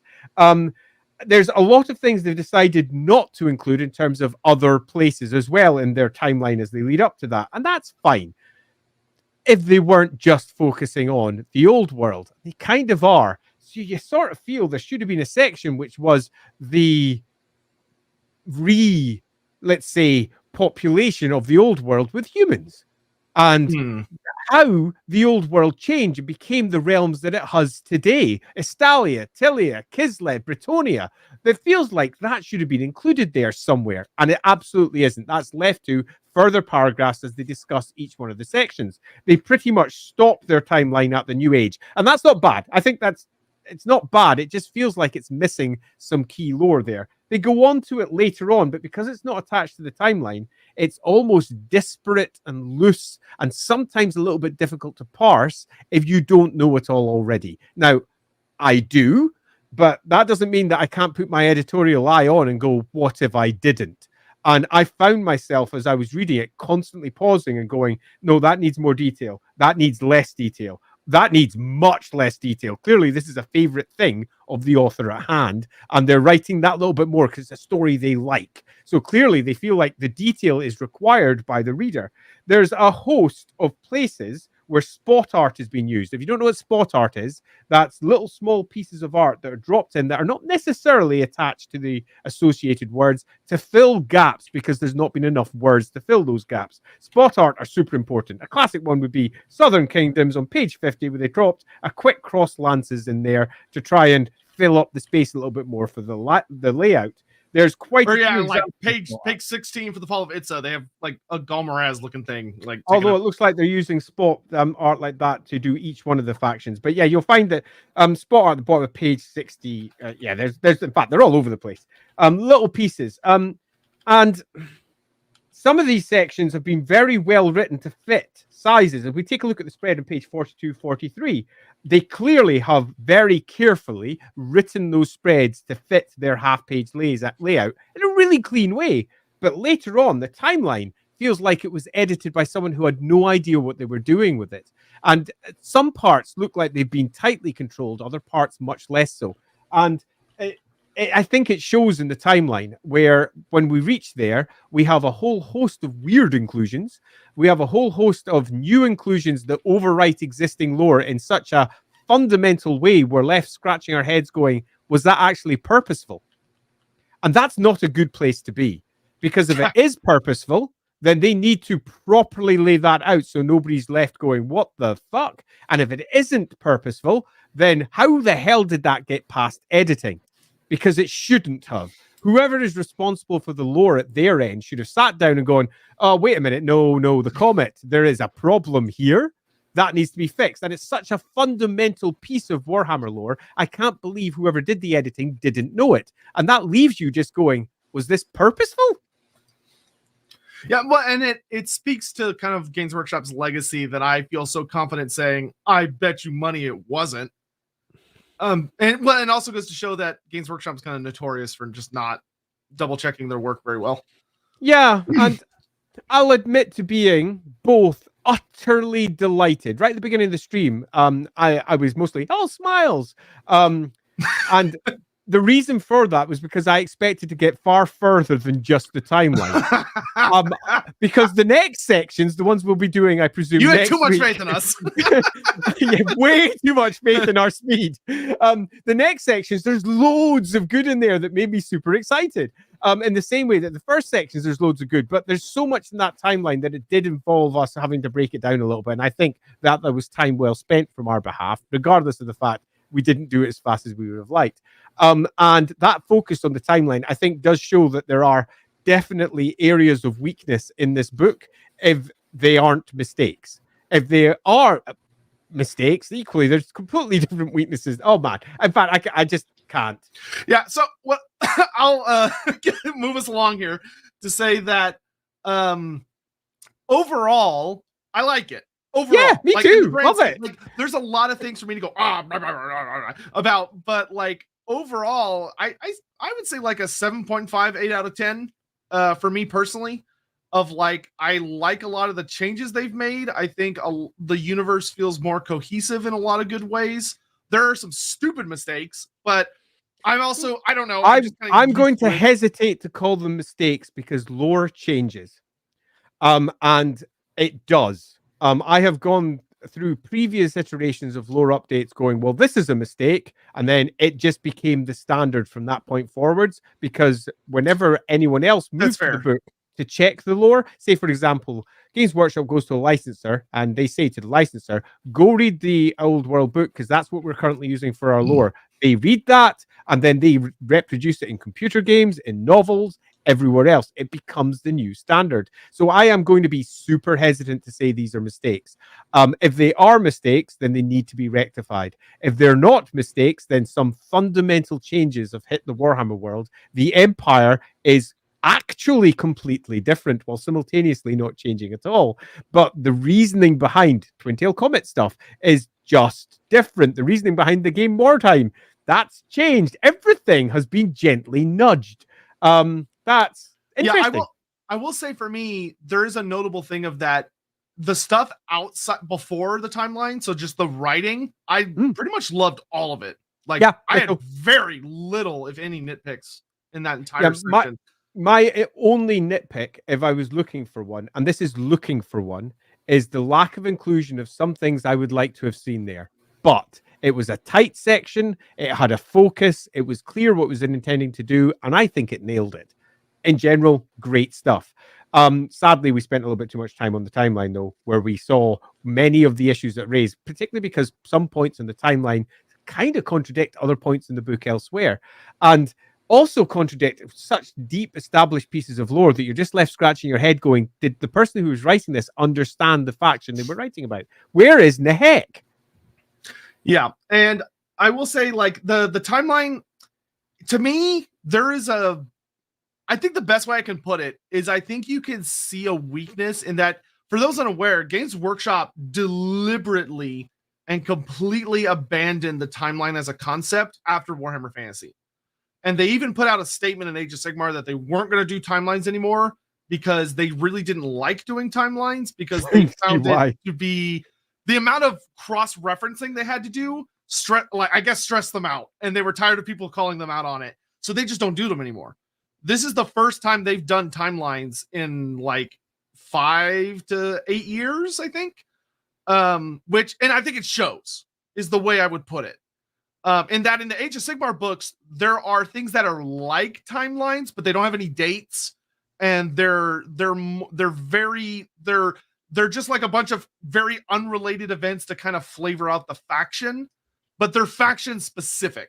Where what's weird to me is, like, there's no timelines in these books, which would have been really nice considering they're using them again, and there are also no timelines in the Forces of Fantasy and Ravening Horde books. Nope. No. Which also would have been really nice. So it's weird. Like, they're going back to a universe which has a timeline and it matters, but it feels like they put a very small, teeny tiny amount of effort into it, and they also clearly have not done it in a long time.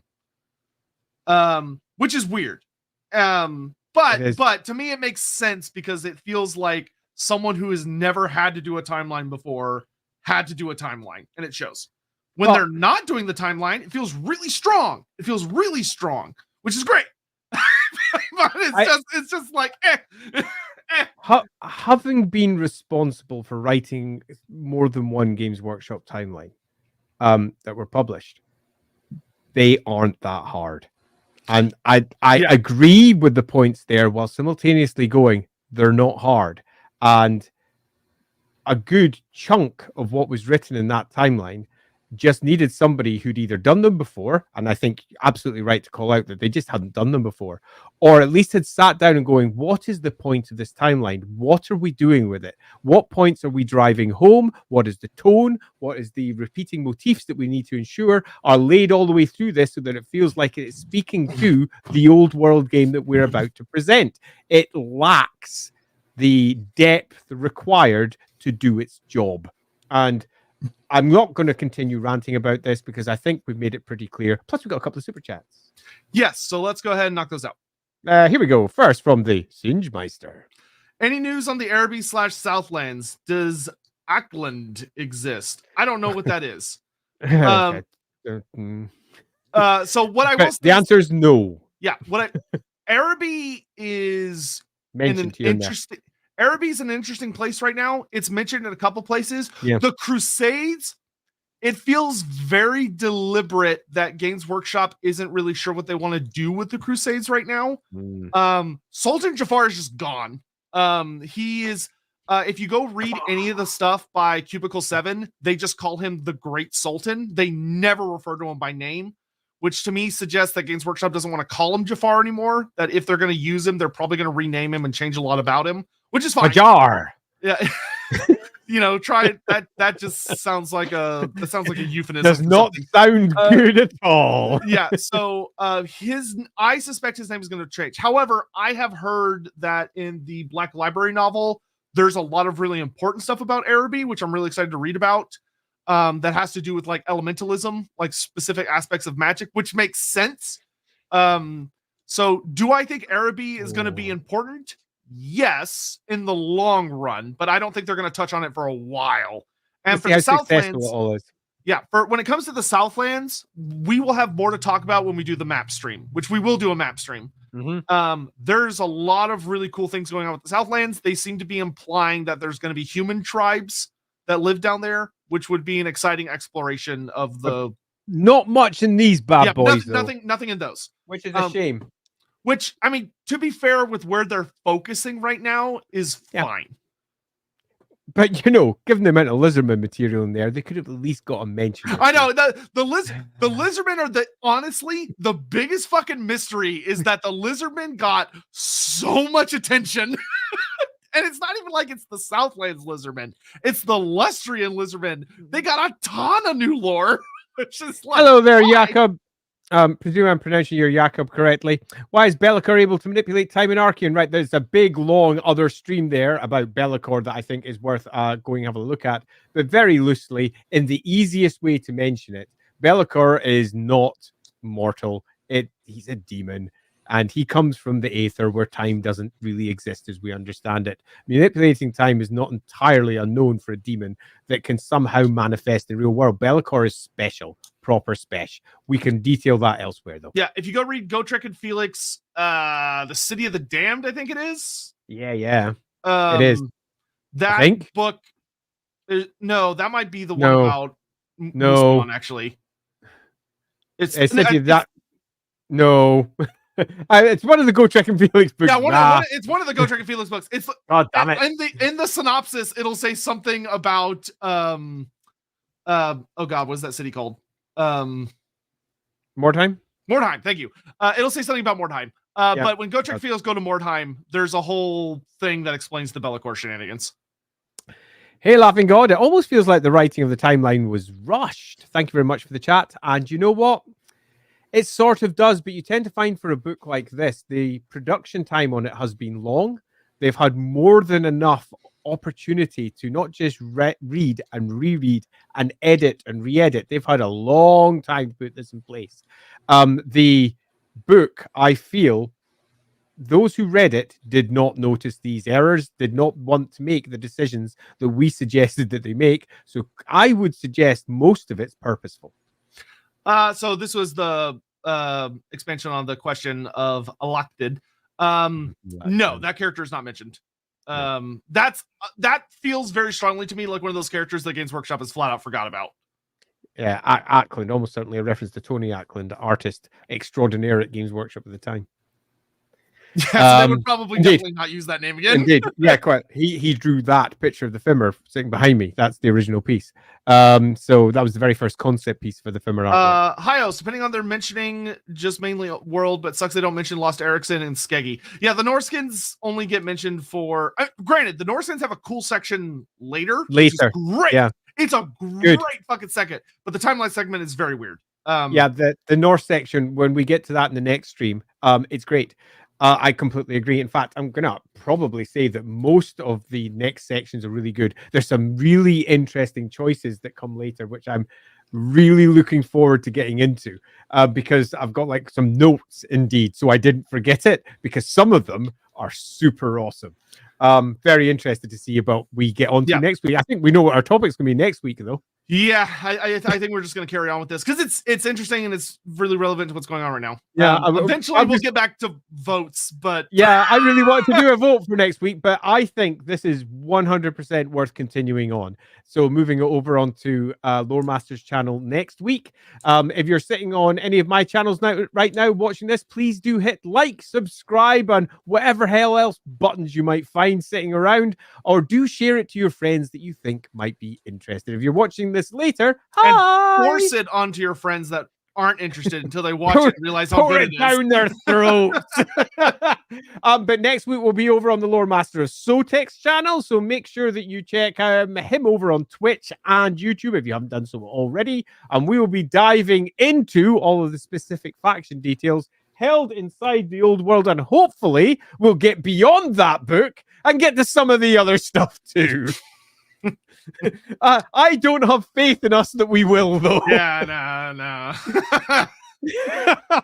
Having said that, though, I really enjoyed that. I hope you all enjoyed it out there as much as we did. It's been super fun. And thank you so much to everyone who sent us super chats this week. It's enormously appreciated every time you do. We do like to eat, and this is a good way for us to do so. Yeah, we appreciate the support a lot. Massively.